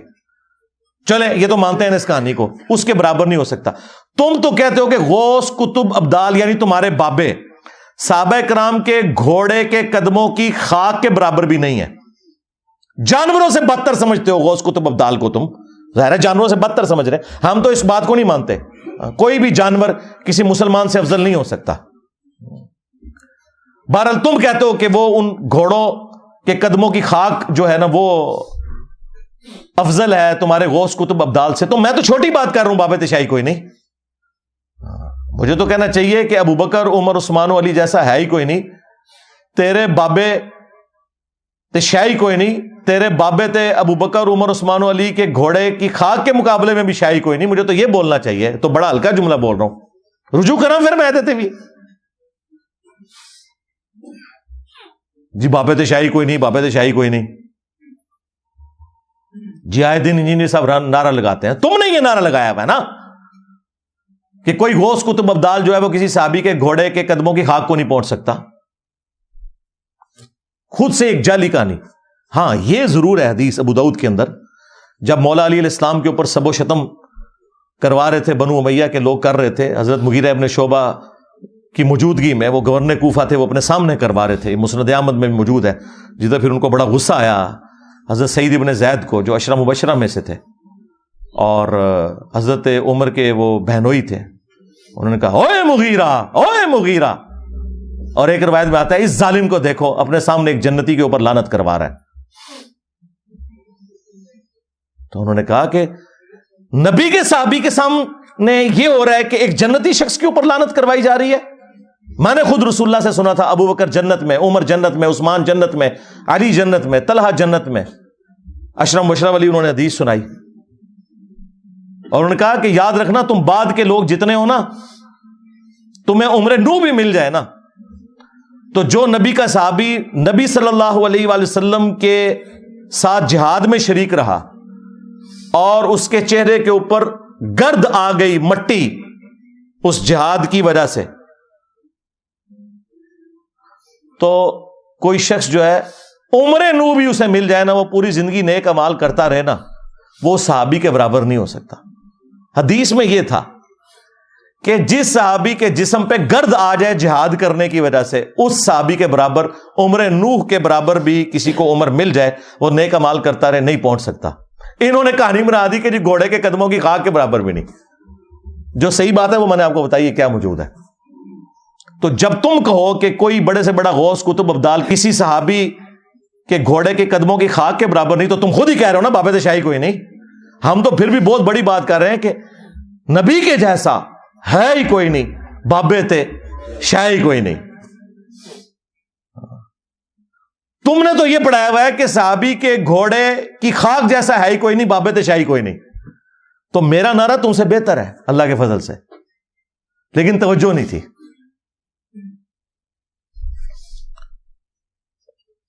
علمی پوائنٹ نمبر 3، وہ کہتے ہیں کہ اسی طرح جن مسلمہ اکابر نے ان کتابوں کی تعریف کی ہے تو ہمارا یہ حسن ظن ہے، بلکہ ان کی علمی ثقافت اور دیانت کے سبب یقین ہے کہ وہ ان الحاقی کلمات پر مطلع نہیں ہوئے تھے. لو جی علم غیب فارغ. وہ کہتے ہیں ہمارے بزرگوں نے اگر کسی گستاخانہ کتاب کی تعریف کر دی ہے تو اس کا یہ مطلب تو نہیں ہے کہ وہ انہیں مکمل طور پہ پتا تھا کہ اس میں کیا لکھا ہوا ہے. آگے وہ مزید اس کی تشریح کر رہے ہیں. بعض اوقات جستہ اور سرسری طور پر کسی کتاب کو دیکھ کر حسن ظن کی بنیاد پر اس کی تحسین کر دی جاتی ہے. ہمیشہ ہر ایک کے لیے ہر کتاب کو لفظ بہ لفظ بغور پڑھنا دشوار ہوتا ہے. پس ہمیں مکمل یقین ہے کہ اگر یہ کلمات ان کی نظر سے گزرتے تو وہ بھی ان کا رد فرماتے اور انہیں الحاقی قرار دیتے. تو یہ بابے تو خود فارغ کر دیے. انہوں نے کہا کہ ہمارے بزرگ بس سرسری دیکھتے تھے. تو یار تمہارے بزرگ تو پوری کائنات کو اس طرح دیکھ رہے ہیں جیسے رائی کا دانا ہتھیلی کے اوپر. ہاں کتاب ہاتھ میں پکڑ کے بھی نظر نہیں آئی. تو یہ تو میرا عقیدہ تم نے مان لیا کہ کوئی باب علم غیب نہیں جانتے. اور یہ جو تمہارا دعویٰ ہے کہ جی میں پوری، بلکہ یہ اس عبد القادر جیلانی کی طرف بھی انہوں نے منسوب کیا. وہ کہتے ہیں کہ میں اللہ تعالیٰ کے ملک کو اس طرح دیکھ رہا ہوں، پوری کائنات کو جس طرح ہتھیلی پہ دانا. تو یہ تو دیکھ لیں. یہ کہتے ہیں کہ جی وہ بس انہوں نے بس سرسری طور پہ دیکھا، انہیں نہیں پتا چلا. یہی بھی ہم بھی یہی کہہ رہے ہیں. شکر ہے کہ آپ نے مان لیا کہ آپ کے بزرگوں کو علم غیب کوئی نہیں تھا، انہیں نہیں پتا چلتا تھا. جب دل کیا کسی کتاب کی تعریف کر دی. پھر لکھتے ہیں کہ ان کے بارے میں یہ بدگمانی کرنا کہ انہوں نے اس طرح کی کفریہ عبارت کی تحسین کی ہوگی شیطان کا دھوکہ، حرام اور بدگمانی ہے.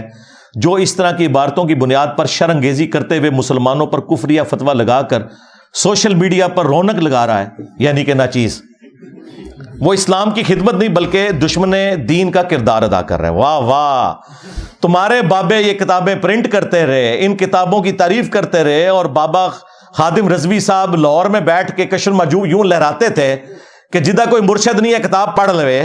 ہاں جی خواجہ نظام الدین اولیاء فرماندے نے جاؤ اپنے بابے آگے جا کے پروٹیسٹ کرو، انہوں نے مزارات ہوتے پروٹیسٹ کرو کہ تم لوگوں کو غلط باتیں کیوں بتاتے رہے. تو جو بندہ غلطی ہائی لائٹ کر رہا ہے اسے مجرم کہہ رہے ہیں کہ یہ رونق لگا رہا ہے. رونق ختم کرو نا، اعلان برات کرو ان سے، دھرنے دو ان سارے پرنٹنگ پریس کے باہر. اسلام آباد تو پہنچ جاتے ہو، لاہور سے ہی نکلتے ہو نا، لاہور جا کے دو نا دھرنا ضیاء القرآن پبلیکیشن کے باہر، شبیر بردرز کے باہر. جی ہاں، دے ہی نہیں سکتے، ان کے ٹکڑوں پہ پل رہے ہیں، وہ چندے کھلاتے ہیں مولویوں کو، کسی کی جرت نہیں وہاں بیٹھ جائے.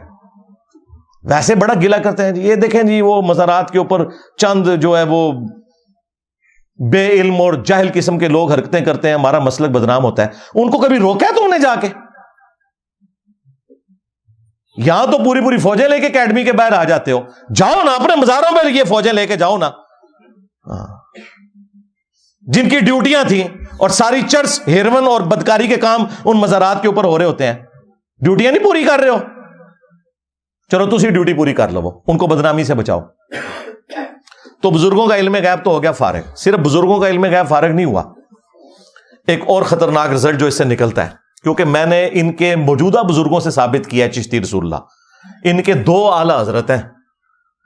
ایک اعلی حضرت ہیں احمد بریلوی صاحب جو 1921 میں فوت ہوئے، اور دوسرے اعلی حضرت ہیں پیر میر علی شاہ صاحب گولڈوی جو 1937 میں فوت ہوئے. یہ دونوں اعلی حضرت انہوں نے اپنی کتابوں میں چشتی رسول اللہ کو انڈورس کیا. کس طرح؟ اعلی حضرت نے فتاوی رضویہ میں ایک کتاب کی تعریف کی 7 سنابل اور یہ کہا کہ یہ رسول اللہ کی بارگاہ میں مقبول ہے. اس میں چشتی رسول اللہ نکل آیا. اگر اعلی حضرت کو پتا تھا کہ اس میں چشتی رسول اللہ ہے تو تعریف کیوں کی؟ اور دوسری بات، وہ تو کہہ رہے ہیں رسول اللہ صلی اللہ علیہ وآلہ وسلم نے خواب میں آ کے بتایا کہ میری بارگاہ میں یہ مقبول ہے کتاب. تو کیا نعوذ باللہ نبی الاسلام کا علم غیب بھی جو تم نے عقیدہ کلیم کیا ہوا تھا وہ تو تم نے خود ہی ختم کر دیا؟ پھر چلیں بزرگوں کو نہیں پتا چلا، نبی الاسلام کو بھی نہیں پتا چلا کہ میں اس کتاب کی تعریف کر رہا ہوں جس کے اندر چشتی رسول اللہ لکھا ہوا ہے. اور پھر پیر میر علی شاہ صاحب نے تحقیق الحق فی کلمت الحق کتاب کے اندر انہوں نے چشتی رسول اللہ کو انڈورس کیا ہے اور غلام احمد قادیانی دجال کو کہا کہ تو نہیں یہ دلیل پیش کر سکتا. یہ بزرگوں کی خاص حالت ہوتی ہے، ان کے لیے یہ بات ہے، تمہارے لیے یہ دلیل نہیں بن سکتی. مان کے گئے ہیں. ان لوگوں کے قلم کی سیاہی تو ابھی خشک نہیں ہوئی. گولڈا شریف میں کلمی نسخے پڑے ہوئے ہیں پیر میر علی شاہ صاحب کے. جی ہاں، بریلی شریف میں اعلی حضرت کے کلمی نسخے پڑے ہوئے ہیں. تو یہ کیسے جان چھڑاؤ گے؟ اور سب سے بڑھ کر رسول اللہ پہ جھوٹ باندھا ہے تم نے کہا نبی الاسلام کی بارگاہ میں یہ کتاب مقبول ہے. اور بخاری مسلم دونوں میں حدیث ہے، مولا علی علیہ السلام کہتے ہیں کہ نبی الاسلام نے فرمایا تھا دیکھنا میری طرف کوئی ایسی بات منسوب نہ کرنا جو میں نے نہیں فرمائی، ورنہ ایسا شخص اپنا مقام جہنم میں دیکھ لے. آپ اس کو معمولی سمجھ رہے ہیں؟ رسول اللہ کے اوپر جھوٹ باندھنا صلی اللہ علیہ وآلہ وسلم. بخاری مسلم میں یہ حدیث ہے، مولا علی علیہ السلام جنگ صفین سے جب واپس آ رہے تھے تو خوارج کے خلاف قتال کرنے کے لیے نہروان کی جانب جا رہے تھے. تو انہوں نے اپنے ساتھیوں کا موریل بلند کرنے کے لیے کہا، ایک حدیث انہوں نے بیان کرنی تھی اور وہ حدیث تھی کہ مخلوق کے بہترین لوگ ہوں گے جو خوارج کو قتل کریں گے، کیونکہ خوارج کلمہ گو تھے، لمبی نمازیں تھیں. تو بعض صحابہ اکرام کو ہوا کہ اتنے حاجی نمازی لوگوں کے خلاف ہمیں قتال کرنا پڑ رہا ہے. تو پھر مولا علی نے ان کو سمجھایا کہ بھئی اللہ کے نبی نے فرمایا تھا کہ تم اپنی نمازوں کو ان کے سامنے حقیر سمجھو گے، وہ قرآن پڑھیں گے لیکن حلق سے نیچے نہیں اترے گا. تو یہ حدیث بیان کرنے سے پہلے بخاری مسلم میں الفاظ ہیں کہ جنگ صفین سے واپسی پہ نہروان جاتے ہوئے مولا علی نے کہا کہ میں آسمان سے زمین پر گر پڑوں، مجھے یہ تو گوارا ہے، لیکن یہ گوارا نہیں کہ میں کوئی ایسی بات رسول اللہ کی طرف منسوب کروں جو میں نے خود اپنے کانوں سے نہ سنی ہو. اور پھر انہوں نے حدیث بیان کی کہ مخلوق کے بہترین لوگ ہوں گے جو خوارج کو قتل کریں گے. یعنی مولا علی یہ کہتے ہیں کہ اگر کوئی شخص آسمان سے زمین پر گر پڑے اور اس کے لاش کے ٹکڑے ٹکڑے ہو جائیں، یہ جو تکلیف ہے یہ چھوٹی تکلیف ہے. اس سے بڑی تکلیف یہ ہے کہ جو شخص رسول اللہ پہ جھوٹ منسوب کرے حدیث کی شکل میں، خواب کی شکل میں، کسی بھی فارم میں، جو اسے عذاب ہونے والا ہے وہ اس سے بڑا عذاب ہے. تو اعلیٰ حضرت جب یہ فتاوی رضویہ میں لکھ رہے تھے کہ 7 سنابل کتاب رسول اللہ کی بارگاہ میں مقبول ہے، نبی الاسلام نے خواب میں زیارت کروائی ہے ایک بندے کو، تو انہیں خیال نہیں آیا کہ یہ کیا ہے. تو اعلیٰ حضرت صرف فارغ نہیں ہوئے ہیں بلکہ وہ فتوے کی زد میں ہے کہ انہوں نے نبی اسلام کے اوپر بھی جھوٹ باندھا ہے اور نبی صلی اللہ علیہ وآلہ وسلم کے علم غیب کے اوپر بھی حملہ کیا ہے. ہم رسول اللہ کے لیے علم غیب مانتے ہیں، جو رسول اللہ کے لیے علم غیب نہ مانے وہ گمراہ نہیں ہے، کافر ہے.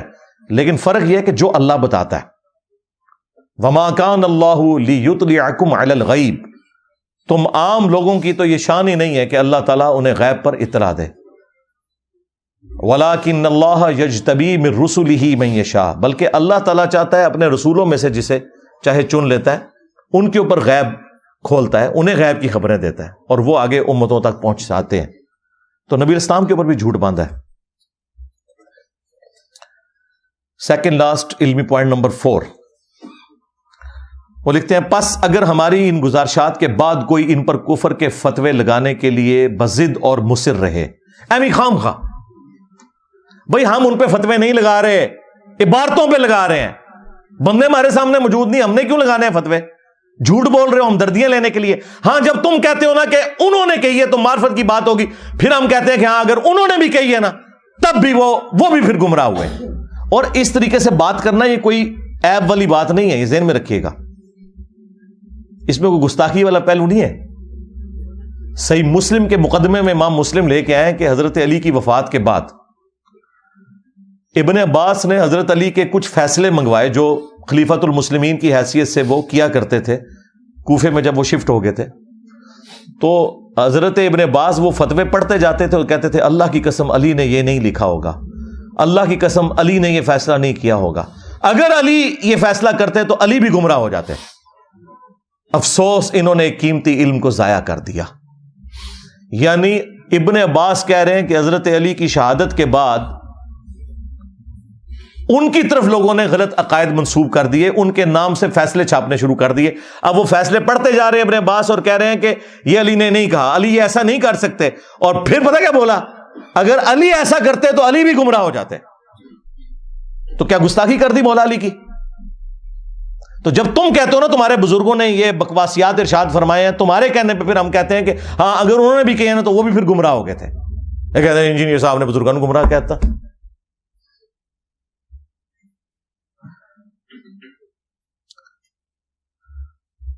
اس پر لازم ہے کہ پہلے کوئی قطعی دلیل پیش کرے کہ یہ عبارت خود ان مصنفین کی تحریر کردہ ہے اور ان کتابوں کی تحسین کرنے والے اس الحاقی عبارت پر مطلع تھے. اگر ایسا نہ کرے تو اس پر لازم ہے کہ شر انگیزی بند کرے. ان کتابوں کے ناشرین پر بھی لازم ہے کہ اس طرح کی تحریف شدہ عبارتوں کو ان کتابوں سے نکال دیں. دیکھیں پورے فتوے 4 صفحوں کے فتوے میں صرف ایک لائن آئی ہے پرنٹ کرنے والوں کے بارے میں, باقی سارا غصہ میرے پہ نکال رہے ہیں کہ تو کیوں دسیا کہ گند لکھے ہے. اونٹ صفائی کراؤ نا, صفائی والوں کو کچھ نہیں کہہ رہے. یہ فتویٰ ان پہ بھی آنا چاہیے تھا, چلو اب دے دو. اور دوسرا ادھر یہ ساتھ لکھو کہ ہم پھر ٹی ایل پی والوں سے اور باقی اپنی سنی تحریک سے اور باقی جماعتوں سے, دعوت اسلامی سے یہ اپیل کرتے ہیں کہ انجینئر صاحب کے شر سے امت کو بچانے کی خاطر آپ لوگ سارے کے سارے داتا دربار, پیر مکی دربار, بری امام اور اسی طریقے سے بہاول ملتانی اور وہ کراچی میں جو بزرگ عبداللہ شاہ غازی, ان ساروں کے مزارات پہ آپ اس وقت تک دھرنا دیے رکھیں جب تک کہ یہاں سے ہیروین چرس کے اڈے ختم نہیں ہو جاتے, بدکاری کے اڈے جو یہاں پہ کھلے ہیں وہ ختم نہیں ہو جاتے, اور جب تک ان بزرگوں کی جو کتابیں پرنٹ کرنے والے لوگ ہیں ان کتابوں سے یہ ساری کفریات نہیں نکال دیتے, ان مکتبوں کے باہر بھی جا کے دھرنے دیں. نہ علی نہ دی کھوتی مر جائے گی. یہ صرف اسلام آباد ہی آ سکتے تھے. یہ بابا جی زندہ تھے 2017 میں, میرا کلپ ایک ہفتے میں 7 لاکھ کراس کر گیا تھا, جس میں میں نے کشف المحجوب کی عبارتیں بتائی تھی, اور بابے کو پتا تھا لکھا ہے, وہ جان بوجھ کے خاموش رہا. پھر تنگ آ کے ایک دفعہ بولا, وہ ایک منڈا ہے نیٹ اتے ہوندا ہے, وہ کہندا ہے جی لبیکا پڑھیا کرو, ساڈی مرضی اسی جو بھی پڑھیے.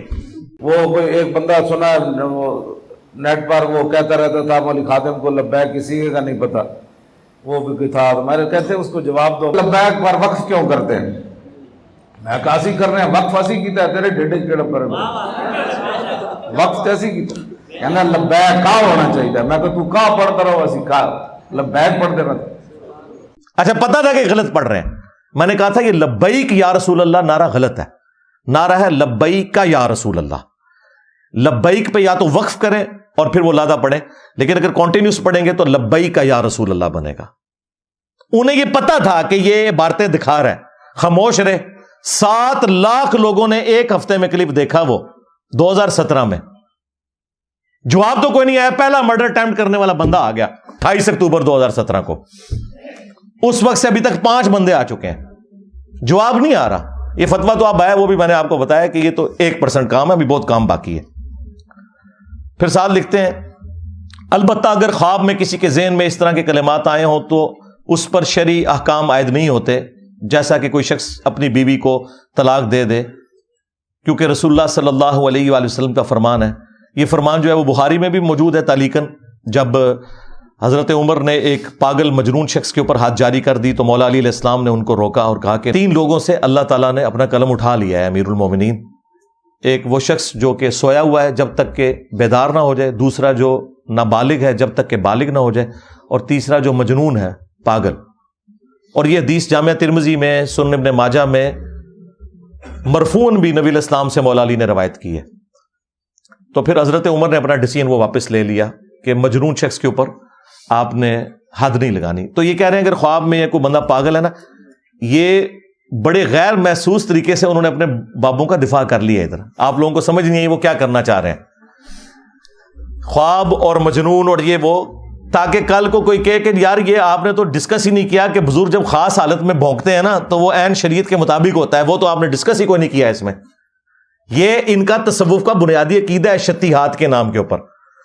بونگیاں, شطحیات, عربی میں شطحیات, جو ہوش میں نہ ہو بندہ بول دے. لیکن شطحیات بھی جو تصوف کی تھی وہ اللہ سے متعلق ہیں.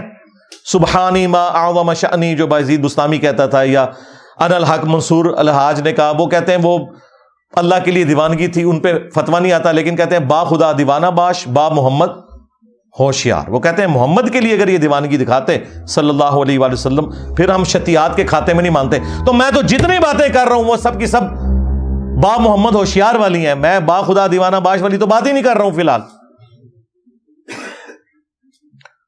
تو اس میں یہ پھر سہارا لیتے ہیں کہ وہ بزرگ خاص حالت میں ہوتے ہیں, مجنون ہوتے ہیں. آپ کو پتا انہوں نے کیا بتایا ہے کہ اگر کوئی شخص جھوٹی موٹی بھی قادیانی لکھ کے جرمنی چلا جائے تو وہ کافر ہو جائے گا, نکاح بھی ٹوٹ گیا, بیعت بھی ٹوٹ گئی, تجدید ایمان کرے گا. اور اپنے بزرگوں کے بارے میں یہ لوگ کہتے ہیں کہ جی وہ خاص حالت میں اس طرح کی چیزیں بول دیتے تھے, ان کے اوپر شرعی گرفت نہیں ہوگی. کلمات تو کفر ہے لیکن ان کے اوپر گرفت نہیں ہوگی. اچھا, ایک طرف یہ کہتے ہیں گرفت نہیں ہوگی, دوسری طرف کہتے ہیں کتابوں میں کسی نے داخل کر دی ہیں. ایک جگہ کھڑے نہیں ہوتے. اصل میں ان کا دل نہیں مان رہا, ان کا دل نہیں مان رہا کہ ہم اپنے بزرگوں کی غلطی کو اس اعتبار سے ایکسپٹ کر لیں کہ ان سے یہ مس ہینڈلنگ ہوئی ہے. اس لیے مناظروں میں جا کے دفاع کرتے ہیں. خواجہ نے کیا فرمایا, سنو کہ میں کون ہوں اور کیا ہوں. محمد الرسول اللہ صلی اللہ علیہ وسلم کے دربار کے کمینے غلاموں میں سے ایک ہوں, کمینے غلاموں میں سے ایک ہوں, کمینے غلاموں میں سے ایک ہوں. اور جب اب یہ برا وقت آیا میری وجہ سے, تو اب آپ دیکھیں ان لوگوں نے یہ کہنا شروع کر دیے, بعد میں کسی نے داخل کر لیا. اور ساتھ پھر یہ بھی لکھ رہے ہیں کہ وہ اگر خواب میں ہو جائے یا کوئی مجنون شخص ہے اس سے تو یہ قلم اٹھا ہوا ہے. ساتھ وہ تھوڑا سا وہ راستہ بھی چھوڑ دیا کہ تاکہ بزرگوں کے حوالے سے کوئی عبارت آئے تو پھر ہم یہ حدیث بھی کوٹ کر سکتے ہیں. ان کے پاس جو اپنے بزرگوں کی شتیحات کو بچانے کے لیے جو جھوٹے دلائل انہوں نے گھڑے ہوئے ہیں نا, حدیثیں تو درست ہیں, اس سے جو رزلٹ انہوں نے اپنے بزرگوں کے حق میں نکالے ہیں وہ بالکل فراڈ ہے. ان میں سے ایک حدیث یہی تھی جو بخاری میں ہے اور جامعہ ترمذی میں, کہ 3 لوگوں سے قلم اٹھ گیا. تو پھر میں اس میں کہتا ہوں کہ ٹھیک ہے, اگر تم مجنون سمجھتے ہو تو اپنے بزرگوں کو پاگل ڈکلیئر کرو, پاگل ڈکلیئر کرو, ہم فتویٰ اٹھا لیں گے. ظاہر پاگل پھر پاگل ہوں گے, بزرگ نہیں ہوں گے, ذہن میں رکھیے گا. کیونکہ حضرت ابوبکر, عمر, عثمان و علی تو مجذوب نہیں ہوئے, وہ تو مجنون نہیں ہوئے. ان سے زیادہ کسی کو عشق رسول نہیں تھا, ان سے زیادہ کسی کو اللہ تعالیٰ سے محبت نہیں تھی صلی اللہ علیہ وآلہ وسلم ورضی اللہ عنہم اجمعین وعلیہم السلام اجمعین. ایک یہ سب سے بڑی دلیل یہ پیش کرتے تھے, بالکل فراڈ کرتے ہیں.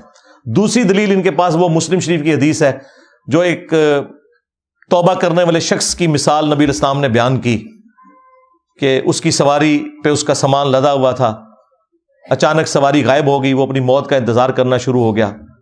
تھوڑی دیر بعد سواری کہیں سے آ گئی تو اسے دوبارہ زندگی نہیں ملی, کیونکہ ریگستان میں سواری گھوم جائے سامان کی لدی ہوئی تو پھر تو موت ہے, کیونکہ کئی ہفتے تک نہ کوئی پانی کا کنواں آتا ہے نہ کوئی کھانے پینے کی چیز. تو وہ اتنا خوش ہوا کہ خوشی کی شدت میں اس نے اللہ تعالیٰ سے کہنا تو یہ تھا کہ اے اللہ میں تیرا بندہ, تو میرا رب. اس کی زبان لڑکھڑا گئی اور اس کی زبان سے نکل گیا اے اللہ تو میرا بندہ میں تیرا رب. اور آگے پتہ کیا الفاظ ہے, من شدت الفرح, خوشی کی شدت کی وجہ سے زبان لڑکھڑا گئی. تو وہ اس نے کہا, یہ نہیں ہے کہ اس نے کہا کہ بیٹا پڑھ چشتی رسول اللہ تو میں تجھے مرید کر لوں گا, یہ نہیں ہے اس میں. تو یہاں سے یہ دلیل لیتے تھے اور یہ آج تک دفاع کرتے ہیں. ان کے پرانے مناظرے رکھے ہوئے ہیں, اس کے اندر ان لوگوں نے دفاع کیے ہوئے. یہ اب آ کے اب یہ مفتی صاحب کی وجہ سے یہ تھوڑے بیک فوٹ پہ چلے گئے, لہذا پھر آج وہ نہیں بنتا کہ چشتی چاچو تیری چاچی گئی. وہ میں اس لیے نہیں کہہ رہا کہ وہ کہیں گے جی اب دیکھیں چشتی چاچو سے تو چشتی ہم نے نکال دیا, تو پھر انجینئر صاحب مذاق اڑا رہے ہیں. نہیں, آج ہم اس کو نہیں کریں گے. لیکن اگر آپ لوگوں نے یہ باقی ساری عبارتوں کو بھی تختہ مشق نہ بنایا تو ظاہر ہے پھر چشتی چاچو تیری چاچی گئی یہ بار بار ریپیٹ ہوگا، یہ میں بتا دوں، یہ ذہن میں رکھیے گا۔ بہرحال وہ پرانی ویڈیوز میں جس کو شوق ہے وہ دیکھ لے ادھر۔ اچھا، تیسری دلیل ان کے پاس ہوتی تھی کتابیں بدل گئی، وہ میں نے آپ کو پہلے ہی بتا دیا، کتابیں انجینئر صاحب کے آنے کے بعد بدلی ہیں، پہلے نہیں سی انہوں نے پتا، نہ ان کے بزرگوں کو پتا تھا کتابیں بدل گئی، اور یہ دھرنے جا کے ان کتابیں پرنٹ کرنے والوں کے خلاف نہیں دیتے، ادھر جا کے احتجاج نہیں کرتے ہیں اپنے بزرگوں کے مزارات پہ اور پرنٹنگ پریس کے اوپر، ہمارے اوپر چڑھنے کے لیے آ جاتے ہیں۔ یہ تین ہی ان کے دلائل ہیں، مجنون والی حدیث بخاری کی، مسلم کی من شدت الفرح والی، اور تیسری جی یہ کتابیں بدل گئی ہیں۔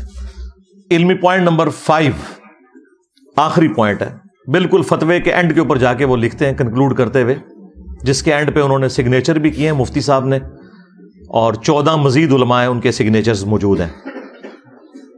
اہل سنت والجماعت کے ایک سکھ عالم دین مفتی شریف الحق امجدی المتوفا 1421 ہجری نے 1415 ہجری کو یعنی آج سے 30 سال قبل اس عبارت کے بارے میں تفصیلی رد کر کے اس کو الحاقی قرار دے چکے ہیں، اور اس طریقے سے انہوں نے لکھا ہے کہ فتاوی جو شارح بخاری ہیں اس پر بھی تفصیلی نوٹ موجود ہیں، لیکن اس دور میں چند جو جدید قسم کے لوگ ہیں کمال بے حیائی سے اہل سنت و جماعت پر الزام لگا رہے ہیں کہ کسی سنی عالم نے اس عبارت کا رد نہیں کیا، تو ایسے لوگوں پہ یہ حدیث صادق آتی ہے کہ اگر تجھ میں حیا نہیں تو جو مرضی کر۔ یہ بخاری کی حدیث انہوں نے میرے اوپر لگائی ہے کہ یہ خام خواہ ہمارے بزرگوں نے تو 30 سال پہلے چشتی رسول اللہ کے اوپر فتویٰ دیا تھا، تو سرکار یہ نیا فتویٰ لکھنے کی کیا ضرورت ہے، وہ پرانا ہی چھاپ دینا تھا۔ ہاں کتنے آؤ فتویٰ، ہاں کہانیاں کرا دے لوگوں، اور سب سے بڑھ کر 30 سال پہلے فتویٰ تھا، 12 سال پہلے بیٹھ کے تمہارا ایک مفتی وہابیوں کے ساتھ چشتی رسول اللہ کے اوپر دفاع کر رہا ہے، اور آج ایک جو چھوٹو ہے جو کہتا ہے کہ جی یہ کتابیں بدل گئی ہیں، وہ چھوٹو تو پیچھے بیٹھ کے سبحان اللہ پڑھ رہا تھا، بار بار سبحان اللہ۔ خواجہ نے کیا فرمایا، سنو کہ میں کون ہوں اور کیا ہوں، محمد الرسول اللہ صلی اللہ علیہ وسلم کے دربار کے کمینے غلاموں میں سے ایک ہوں، کمینے غلاموں میں سے ایک ہوں، کمینے غلاموں میں سے ایک ہوں۔ اور پھر وہ دفاع کر رہے ہیں جی، وہ خواجہ نے اینڈ پہ کہا کہ میں کیا ہوں، رسول اللہ کے کمینے غلاموں میں سے ایک ہوں، وہ پیچھے سے کہتے ہیں سبحان اللہ۔ تو اس کے اوپر ہمارے ایک اسٹوڈنٹ نے نیچے لکھا تھا واقعی تو کمینہ ہی نکلے آئے، وہ کہتا ہے نا میں رسول اللہ کے کمینے غلاموں میں سے ایک ہوں، تو کمینہ نکلا ہے۔ کمینہ شخص یہ حرکت کر سکتا ہے کہ اپنے نام کا کلمہ پڑھوائے، تو دیکھیں کہتے ہیں جی 30 سال پہلے کا فتویٰ تو یہ ابھی لکھنے کی کیا ضرورت تھی، اسی کو رینیو کر کے چھاپ دینا تھا، کہانیاں کرواتے ہو۔ چلیں وہ 30 سال پہلے تھا تو 15 سال پہلے تو تم لوگ مناظرے کر رہے ہو اور ان کے اندر دفاع کر رہے ہو ان عبارتوں کا کہ وہ خاص حالت تھی، شتیہات، جو میں نے پہلے بھی بتا دیا۔ اب آخر میں جو میں نے گزارش کرنی تھی کہ ہمیں اب تھانوی رسول اللہ کے اوپر بھی فتویٰ چاہیے، کیونکہ ہمیں بقول آپ کے شیطان وسوسے دلاتا ہے کہ تھانوی رسول اللہ کے بارے میں آپ لوگ خاموش ہو چکے ہیں۔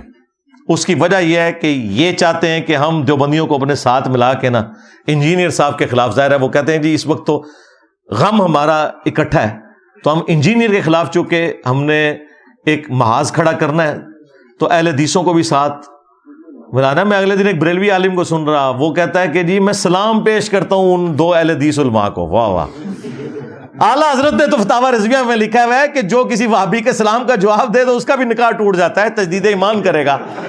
تو سلام پیش کرنا ہے، او مولوی تیری زنانی گئی، جیڑا کہہ رہا میں سلام پیش کرتا ہوں، سلام تو پیش کیتا تیری زنانی گئی بقول اعلیٰ حضرت ہے، جا بھائی تو تے پہلے نکاح جا کے دوبارہ کر، بیعت بھی گئی ایمان بھی گیا۔ ہاں یہ پچھلے دنوں کہیں اویس رضا قادری صاحب نے صرف ہاتھ ملایا ایک ایئرپورٹ کے اوپر ایک دیوبندی عالم سے، ویل چیئر کے اوپر تھا ایک بوڑھے ذوالفقار نقشبندی صاحب، اب وہ انجینئر بھی ہیں عالم بھی ہیں، یہ وہ جو کہتا ہے نا وہ ایک مفتی ان کا دیوبندیوں کا، یہ اس کے پیر صاحب ہیں، الیاس گھمن صاحب کے بھی پیر صاحب ہیں، پیر ذوالفقار نقشبندی صاحب، ان سے کہیں سلام لے لیا اور خوشگوار موڈ میں انہوں نے کوئی گفتگو کی ہے, وہ کسی نے تصویر کھینچ کے نیٹ پہ چڑھا دی ہے, تو لوگوں نے ہنگامہ کھڑا کر دیا جی کہ یہ بد مذہب سے ملے ہیں, اور اعلیٰ حضرت نے تو کہا ہے کہ وہ اس کا ایمان ہی خراب ہے. تو اب وہ چمچے آ کے دفاع کر رہے ہیں کہ وہ آپ کو نہیں پتا, ہو سکتا ہے وہ ان کو سمجھا رہے ہوں, ٹھیک ہے, آپ کو کیا گارنٹی ہے کہ واقعی انہوں نے سلام ہی ان کو کہا ہو؟ وہ کہتے ہیں ہم نہیں مان سکتے. اور پھر وہ ساتھ میں اینڈ پہ یہ بھی کہہ رہے ہیں کہ دیکھیں ہمارے علماء کا کام ہے جب اس قسم کی حرکت کریں تو عوام کو سیٹسفائی کیا کریں, کیونکہ آپ لوگ جب بد مذہبوں سے سلام لیتے ہیں تو وہ لوگ پھر سمجھتے ہیں کہ آپ بھی بد مذہب ہو گئے ہیں, اور یہ لوگ تو سلام کرنے کے قائل نہیں تھے. تو تھانوی رسول اللہ پہ بھی مجھے چاہیے, کیونکہ تھانوی رسول اللہ والا جو واقعہ ہے اس کے اندر ایکچولی تھانوی کے اس مرید نے خواب میں بھی پڑھا ہے تھانوی رسول اللہ, پھر بیداری میں بھی پڑھا ہے, اور ساتھ یہ بھی پڑھا ہے اللہم صلی علی نبینا اشرف علی, نعوذ باللہ. وہ کہتے ہیں جی بیچارہ اپنی ہوش میں نہیں تھا, ہم کہتے ہیں ٹھیک ہے وہ مجنون کی کیٹیگری میں آ گیا, لیکن بابا تو ہوش میں تھا. بابے کو جب خط لکھا اس نے کہا کوئی مسئلہ نہیں, اس میں تسلی تھی کہ تیرا پیر متبع سنت ہے, یعنی اشلی تھانوی تیرا پیر متبع سنت ہے, اس لیے تو نے اس کے نام کا کلمہ پڑھا ہے, کوئی نہیں تسلی تھی. مجھے بتائیں عام مسلمان کو بھی کوئی شخص کہے نا میں آج خواب میں تیرے نام کا کلمہ پڑھ رہا تھا اور بیداری میں بھی میری زبان لڑکھڑا گئی, تو عام بندہ بھی کہے گا وہ توبہ کرو ہے, جان چھاڈو میری منوی نال کدھر جہنم وچ لینڈ کے جائیں گا تو. لیکن یہ ان کی دیدہ دلیل, کہتے ہیں نہیں تسلی تھی. تھانوی رسول اللہ پہ بھی فتویٰ چاہیے مفتی منیف صاحب, کیونکہ آپ آج کل تقی عثمانی صاحب کے ساتھ ایک سٹیج پہ بیٹھے ہوتے ہیں, پھر میں تکاں گا تو کس طرح اپنے سٹیج تے بلا دینے ہو, ہاں کدے نہیں بلان لگے. تو یہ مجھے یقین ہے کہ اس معاملے میں انہوں نے مجرمانہ خاموشی اختیار کی ہوئی ہے. چشتی رسول اللہ کے بعد تھانوی رسول اللہ پہ فتویٰ آنا چاہیے. کیوں؟ یہ کہتے ہیں جی ہم اہل سنت و جماعت کے کسٹوڈین ہیں, جہاں کہیں گستاخیاں ہوں گی ہمارا کام ہے کہ ہم ان گستاخیوں کے اوپر دھرنے بھی دیں گے, بولیں گے بھی. تو تھانوی رسول اللہ تو گستاخی ہوئی ہوئی ہے نا, اس پہ بھی فتویٰ چاہیے. جی وہ پہلے ہمارے بزرگوں نے کہا تھا, پہلے تو آپ کہہ رہے ہیں کہ اس معاملے میں بھی کہا ہوا تھا تو دوبارہ فتوے کی ضرورت پڑی نا, اب ہماری ڈیمانڈ ہے کہ تھانوی رسول اللہ پہ بھی ہمیں فتویٰ چاہیے. اس کے بعد جو باقی جو کفریات ہیں آپ کی کتابوں میں, کشف المحجوب کے اندر جو بایزید بستامی کے سکر کو ثابت کرنے کے لیے اور جنید بغدادی کے صحف کو ثابت کرنے کے لیے حضرت داؤد علیہ السلام کے اوپر ایک جھوٹ باندھا کشف المحجوب کے اندر, چلیں بزرگوں نے نہیں باندھا ہوگا, تبدیلی ہو گئی. تبدیلی کو نہیں, انہوں نے یہ تبدیلی مند ہے, ذہن میں رکھیے گا, یہ دفاع کرتے ہیں کہ جی حضرت داؤد علیہ السلام کی بھی ایک دفعہ اپنی ایک صحابی کی بیوی اوریا کے اوپر, جو اوریا نام کا ایک صحابی تھا, اس کی بیوی کے اوپر نگاہ پڑی اور اس کو جنگ میں آگے بھیج کے قتل کروا دیا اور خود اس کی عورت سے شادی کر لی. وہ تورات کے اندر ایک جھوٹا واقعہ جو بعد میں کسی نے داخل کر دیا تھا, اس کو انہوں نے نہ صرف نقل کیا بلکہ اس سے انہوں نے رزلٹ نکالا اور کہا کہ جنید بغدادی کا صحف یہاں سے ثابت ہوتا ہے, اور آپ بایزید بستامی کا سکر تو وہ اس سے ثابت ہوتا ہے کہ ہمارے نبی کی بھی ایک دفعہ ایک نگاہ پڑ گئی تھی اپنے صحابی زید ابن حارثہ کی بیوی زینب کے اوپر, اور بعد میں وہ نبی الاسلام کی بیوی بن گئی, نعوذ باللہ. بازید کو بچانے کی خاطر انہوں نے نبی الاسلام کو تختہ مشق بنایا. اس کے اوپر بھی فتویٰ چاہیے, یہ اس سے زیادہ سیویئر مسئلہ ہے. تم لوگ کیا سمجھتے ہو کہ ایک فتویٰ نکال کے اپنے باقی بزرگوں کی کتابوں کو بچا جاؤ گے؟ نا, بالکل ایسا نہیں ہوئے گا. یہ کشف المحجوب کی ان عبارتوں کے اوپر فتوے چاہیے کفر کے, ان کی پرنٹنگ بھی بند کروائیں. پھر تذکرۃ الاولیاء میں جو بایزید بستامی کا دعویٰ لکھا ہے, لوائی اعظم من لوائی محمد, میرا جھنڈا محمد کے جھنڈے سے بھی بڑا ہوگا اور محمد اور تمام انبیاء قیامت کے دن میرے جھنڈے کے نیچے ہوں گے, نعوذ باللہ من ذالک. جی اللہ بول رہا سی, اللہ تو نبی کے منہ سے نہیں بولتا. ہاں, وما ينطق عن الهوى ان هو الا وحی یوحى, نبی خواہش نفس سے کچھ نہیں کہتے, وہ کہتے ہیں جو اللہ ان کو وحی کرتا ہے. تم لوگوں نے یہ نبی الاسلام کے بارے میں جو چیز ثابت نہیں تھی اپنے بابوں کے بارے میں کر دی. خیر ان واقعات کی میں نے انجینئرنگ کئی دفعہ کی ہے. یہ بھی جو مفتی حنیف قریشی صاحب حافظہ اللہ تعالیٰ نے جو ڈرامہ بازی کی تھی اس کے اوپر میری تفصیلی ویڈیو ہے. آج وہ ٹائم نہیں, میں صرف عبارتیں بتا رہا ہوں کہ ان عبارتوں کے اوپر ہمیں فتوے چاہیے. پھر کشف المحجوب اور تذکرۃ الاولیاء دونوں کے اندر لکھا ہے کہ امام ابو حنیفہ رحمۃ اللہ علیہ نے ایک خواب دیکھا کہ نبی الاسلام کی قبر میں اتر کے وہ آپ کی ہڈیاں چن رہے ہیں, بعض کو بعض سے الگ کر رہے ہیں, نعوذ باللہ. اگر اس کے بعد لکھا ہوتا ہے یہ شیطانی خواب ہے ہم مان لیتے ہیں. وہ کہتے ہیں فضیلت ہے, اس میں آپ کو بشارت دی گئی تھی کہ نبی الاسلام کی سنتوں کو جمع کریں گے. سرکار وہ کتاب کتنے ہے جتنے سنتا جمع ہوئی ہیں نے؟ امام بخاری نے اگر سنتیں جمع کی ہیں سرکار یہ ہمارے بابا بخاری کی کتاب پڑھی ہوئی ہے. ہم ان بابوں کو مانتے ہیں جو کتابوں کو مانتے ہیں. جو کتابوں کے غدار ہیں ان بابوں کو نہیں مانتے. تو امام ابو حنیفہ رحمۃ اللہ علیہ پہ جو تم نے یہ جھوٹا خواب منسوب کیا کشف المحجوب میں، تذکرۃ الاولیاء میں، دونوں میں، تو یہ تو گستاخانہ خواب ہے. نبی الاسلام کی کیا قبر مبارک میں ہڈیاں ہیں؟ نعوذ باللہ. تم نے تو حیات النبی کا جو عقیدہ ہے اس کے اوپر خود قاطرانہ حملہ کر دیا ہے. تم نے لوگوں کو کیا عصمت انبیاء کی تبلیغ کرنی ہے؟ تو یہ شیطانی خواب ڈکلیئر کرو گے، اس سے فضیلت نہیں. نبی الاسلام کے بارے میں اگر اس طرح کا خواب اللہ تعالیٰ نے دکھانا ہوتا تو یہ دکھاتا کہ امام ابو حنیفہ نبی الاسلام کے برتن جمع کر رہے ہیں، آپ کا کرتا، آپ کا آسا مبارک، ہڈیاں قبر میں اتر کے. توبہ توبہ توبہ. اس کے اوپر بھی ہمیں فتویٰ چاہیے. باقی میں نے 19 گستاخانہ عبارتیں ہائی لائٹ کی ہیں، سب پہ فتویٰ چاہیے، خواہ وہ دیوبندیوں کی ہوں، خواہ بریلویوں کی، خواہ وہابیوں کی، کیونکہ یہ ہمارا مشترکہ مسئلہ ہے. یہ نہ کریں کہ دیوبندیوں کے بارے میں آپ خاموش ہو جاتے ہو تاکہ انجینئر کے خلاف ہم ان کو یوز کر سکیں. یہ بیچ میں ان کی مکاری یہ ہوتی ہے، تب یہ ایک پلیٹ فارم پہ اکٹھے ہوئے ہوتے ہیں. وہ کہتے ہیں کہ ٹھیک ہے تم نے ہمیں کچھ نہیں کہنا، ہم نے تمہیں کچھ نہیں کہنا. ساری عبارتوں میں فتوے چاہیے. اندھا دھند پیروی کا انجام 2009 میں پرنٹ ہوا تھا، 14 سال پہلے، اور اسی کو میں نے پھر 2013 میں 23 فروری 2013 کو 71B مسئلہ ریکارڈ کروایا تھا، انڈیا اور پاکستان کے بزرگوں کی 19 گستاخانہ عبارات کا تحقیقی جائزہ. اس میں نے وہ 19 عبارتیں ڈسکس کی ہیں. ہر عبارت کے اوپر فتویٰ چاہیے. اس میں سے ورسٹ ترین عبارتیں میں نے آپ کو یہ 4 بتا دی ہیں. تھانوی رسول اللہ والی، اور اس کے بعد یہ صحب اور سکر والی، نعوذ باللہ من ذالک، اور اس کے بعد جو لوائی اعظم من لوائی محمد، میرا جھنڈا محمد کے جھنڈے سے بڑا ہوگا، نعوذ باللہ من ذالک. اور آخر میں جو نبی الاسلام کی قبر مبارک سے ہڈیاں جمع کر رہے ہیں، نعوذ باللہ، خواب دکھایا گیا. یہ خواب شیطانی خواب ہوتا، ہم مان لیتے ہیں کہ ٹھیک ہے کوئی گرفت نہیں. جب تم اسے رحمانی خواب بنا کے پیش کرو گے تو ہم کہیں گے گستاخانہ خواب ہے، تم نبی الاسلام کے اوپر جھوٹ باندھ رہے ہو اور امام حنیفہ کے اوپر بھی جھوٹ باندھ رہے ہو. تو یہ میری وہ آخری گزارش تھی. اور وہ سیکرٹ جو میں نے کہا تھا، وہ سیکرٹ یہ ہے کہ یہ میں نے سب کچھ کیوں کیا. میرے پاس ایک راستہ تھا کہ میں قرآن و سنت سے دلائل پیش کرتا. جو اکثر لوگ ہمیں مشورہ دیتے ہیں، جو ممی ڈیڈی قسم کے علماء ہیں، خود ان سے کام ہوتا نہیں ہے، ہمیں مشورے دیتے ہیں. ان کے بڑوں سے بھی کوئی کام نہیں ہوا، ان سے بیچاروں سے کیا کام ہونا تھا توحید کا. وہ جی بس آپ چھوڑ دیں، ان بزرگوں کو کچھ نہ کہا کریں. بھائی بزرگوں کی آکاس بیل ان درختوں پہ لگی ہوئی ہے. جب تک آکاس بیل کو آپ اس درخت سے نہیں اتاریں گے، جو آپ درخت کو خوراک دیں گے وہ کبھی بھی درخت کو نہیں پہنچے گی، بلکہ وہ آکاس بیل جو ہے وہ درخت کے تنے کو بھی خشک کر دیتی ہے. یہ بزرگوں کی آکاس بیل ہے جس کو میں نے اتارا. اس کو اتارنے کے لیے اگر میں قرآن و سنت کا صرف راستہ اختیار کرتا، انہوں نے پتہ کیا کہنا تھا، او جی بخاری مسلم تو سلطان بہو نے بھی پڑھی ہوئی تھی، قرآن سلطان بہو کو نہیں آتا تھا. تم کہتے ہو ایاک نعبد و ایاک نستعین، تو پھر سلطان بہو نے کیوں کہا سن فریاد پیراں دیا پیرا، میری فریاد سنی کن تر کے ہو، بیڑا میرا وچ کھپراں دے جتھے مچ بھی نہ بیندے ڈردے ہو. تو یہ سلطان بہو پھر کیوں عبد القادر جیلانی سے مدد مانگتے رہے؟ انہیں نہیں تھا پتا کہ قرآن میں لکھا ہوا ہے. اب آپ اگر یہ کہیں کہ بھئی ان کو نہیں پتا تھا، کہیں گے اوہ توبہ توبہ توبہ توبہ توبہ، یہی کہیں گے نا. یہ بھی نہیں کہہ سکتے.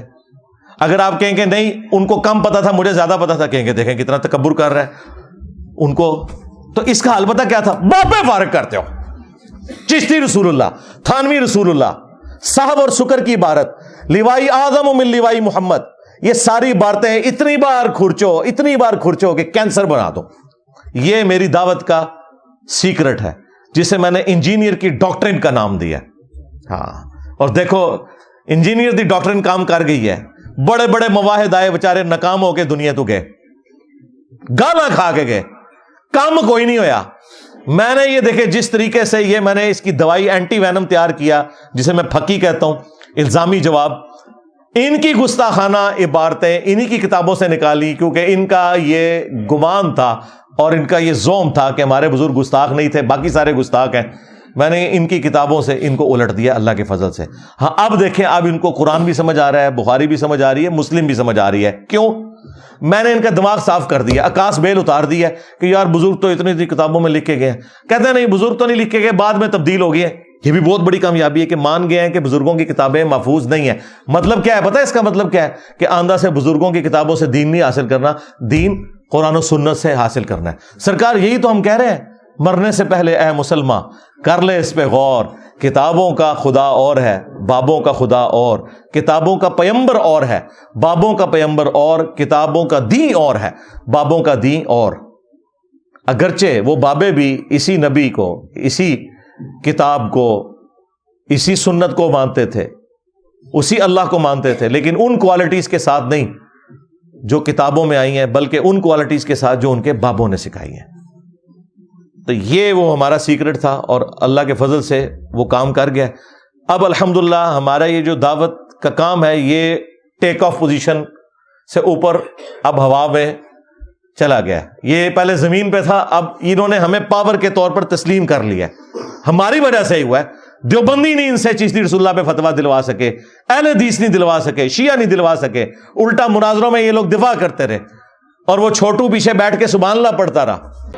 خواجہ نے کیا فرمایا؟ سنو کہ میں کون ہوں اور کیا ہوں. محمد الرسول اللہ صلی اللہ علیہ وسلم کے دربار کے کمینے غلاموں میں سے ایک ہوں. کمینے غلاموں میں سے ایک ہوں. کمینے غلاموں میں سے ایک ہوں. اہل حدیث نہیں کام کروا سکے، انجینئر صاحب نے کروا لیا. تو آپ پھر پتہ چلا کہ باباؤں کے بابا کون ہیں. ہاں، اور یہ تفنن کے طور پہ. ہم یہ بھی نہیں کہتے کہ آپ ہمیں مجدد مانیں کہ جو کام اور نہیں کر سکے. اعلیٰ حضرت کے نامکمل مشن کی تکمیل الیاس قادری صاحب نہیں کر سکے، ٹھیک ہے، انجینئر صاحب نے آ کے حسام الحرمین کا اگلا ورژن نکال دیا، حسام الحرمین پارٹ 2. اعلیٰ حضرت انجینئر محمد علی مرزا، ایک یہ ہمارے اسٹوڈنٹ نے نیچے لکھا تھا، نیو اعلیٰ حضرت انجینئر محمد علی مرزا. اور یہ سب کچھ تفنن کے طور پہ کہہ رہا ہوں. میرا کیا لینا دینا میرے بھائی اس طرح کی چیزوں سے. ہم تو اپنے نام کے ساتھ بھی حافظہ اللہ بھی نہیں کبھی خود لکھتے، نہ کسی اسٹوڈنٹ کو کہا کہ اس طریقے سے ساتھ دمیں لمبی لمبی کوئی لگانی ہے. حالانکہ یہ دعائیہ کلمات ہیں، کہہ سکتے ہیں، کسی کو بھی کہہ سکتے ہیں.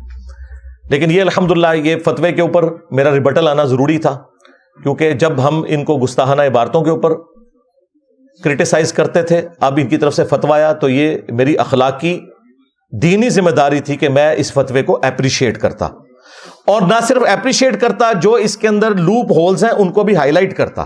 اور مستقبل کے لیے ان کو میں چھوڑوں گا نہیں، اس لیے کہ یہ صرف ایک عبارت کے اوپر فتویٰ ہے، ابھی کام بہت باقی ہے. ہاں، اعلیٰ حضرت نے بھی 5 عبارتیں نکالی تھی نا حسام الحرمین میں، ایک پہ تو فتویٰ نہیں نہ دیا، 5 تھیں.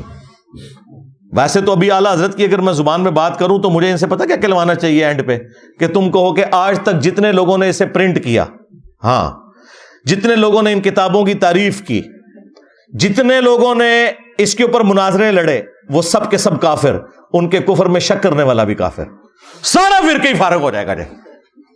کسی نہ کسی درجے میں کوئی نہ کوئی چین جڑ جائے گی پیچھے جا کے، کیونکہ اعلیٰ حضرت نے حسام الحرمین میں اسی طریقے سے لکھا ہے. لیکن ہم صرف عبارتوں کے اوپر بات کرتے ہیں. باب اللہ کے پاس جا چکے، وہ اللہ کو خود جواب دے ہوں گے. اگر انہوں نے یہ کہا ہے بھگتیں گے، اگر نہیں کہا اللہ کے حضور بری ہیں بالکل. لیکن ہم نے ان کی وکالت نہیں کرنی. ہمیں کوئی چیز پابند نہیں کرتی کہ ہم رسول اللہ صلی اللہ علیہ وآلہ وسلم اور ان کے اہل البیت اور ان کے صحابہ کرام علیہم رضوان اور جو ثقہ تابعین ہے یا اس کے بعد جو آنے والے محدثین ہیں جو ایگریڈ اپان صحیح العقیدہ ہیں، ان کو چھوڑ کے باقی لوگوں کا کہیں دفاع کریں. ہمیں کوئی چیز مجبور نہیں کرتی. ان لوگوں کا ہم دفاع اس لیے کرتے ہیں کہ ان کی بزرگی مسلمہ ہے، ان لوگوں کی بزرگی ان کے نزدیک مسلمہ ہے. ہمارے نزدیک اس لیے نہیں ہے کہ ان بزرگوں کا تعارف ہی یہ کتابیں تھیں، یہ کتابی فراڈ نکل آئیں، الحاقی باتیں نکل آئیں، سب کچھ ختم ہو گیا. صلو علی محمد وآل محمد، اللہم صلی علی محمد وعلی آل محمد واصحاب محمد وازواج محمد وامت محمد اجمعین الی یوم الدین، آمین. اللہم انی اسألک بانک انت اللہ لا الہ الا انت الاحد الصمد الذی لم یلد ولم یولد ولم یکن له کفوا احد. اللهم صل على محمد وعلى آل محمد. ربنا آتنا في الدنيا حسنة وفي الآخرة حسنة وقنا عذاب النار. ربنا آتنا من لدنك رحمة وهيئ لنا من أمرنا رشدا. لا إله إلا أنت سبحانك إني كنت من الظالمين. اللهم اغفر لحينا وميتنا وشاهدنا وغائبنا وصغيرنا وكبيرنا وذكرنا وأنثانا. اللهم من أحييته منا فأحيه على الإسلام ومن توفيته منا فتوفه على الإيمان. اے اللہ، جن جن بھلائیوں کا سوال تیرے محبوب صلی اللہ علیہ وآلہ وسلم نے تجھ سے کیا، ہمارے حق میں، ہمارے ماں باپ کے حق میں، ہمارے بیوی بچوں کے حق میں، پوری امت کے حق میں قبول و منظور فرما. جن جن چیزوں کے شر سے تیرے محبوب علیہ السلام نے تیری پناہ طلب کی، تمام مسلمانوں کو ان چیزوں کے شر سے اپنی پناہ عطا فرما. بالخصوص فلسطین کے مسلمان، کشمیر کے، چائنا کے، انڈیا کے، افغانستان کے، یمن، عراق، شام، پاکستان، جہاں کئی مسلمان کس پرسی کی زندگی گزار رہے ہیں، غیب سے ان کی عزت، آبرو، جان و مال کی حفاظت فرما. اے اللہ، ہمیں کتاب و سنت کی تعلیمات پر عمل کر کے دوسرے بھائیوں تک پہنچانے کی توفیق عطا فرما. اے اللہ، جو مسلمان فوت ہو چکے ان کی مغفرت فرما، جو زندہ ہیں قبر و آخرت کی تیاری کرنے کی توفیق عطا فرما، جو بیمار ہیں انہیں شفاء کلی عطا فرما. حاضرین کے دلوں میں جو جو نیک اور جائز دعائیں ہیں قبول فرما. تمام مسلمانوں کی تمام دینی، دنیاوی، جسمانی، روحانی، ظاہری، باطنی پریشانیاں، تکلیف، مصیبتیں، دکھ تر، بیماریاں، دشواریاں دور فرما. اے اللہ، ہمارے ملک پاکستان کی خیر فرما، پورے عالم اسلام کی خیر فرما. عالم اسلام کو اندرونی اور بیرونی خطرات سے محفوظ فرما. سبحان ربک رب العزت عما یصفون وسلام علی المرسلین والحمد للہ رب العالمین وصلی اللہ علی النبی الکریم وعلی آلہ واصحابہ اجمعین الی یوم الدین. آمین.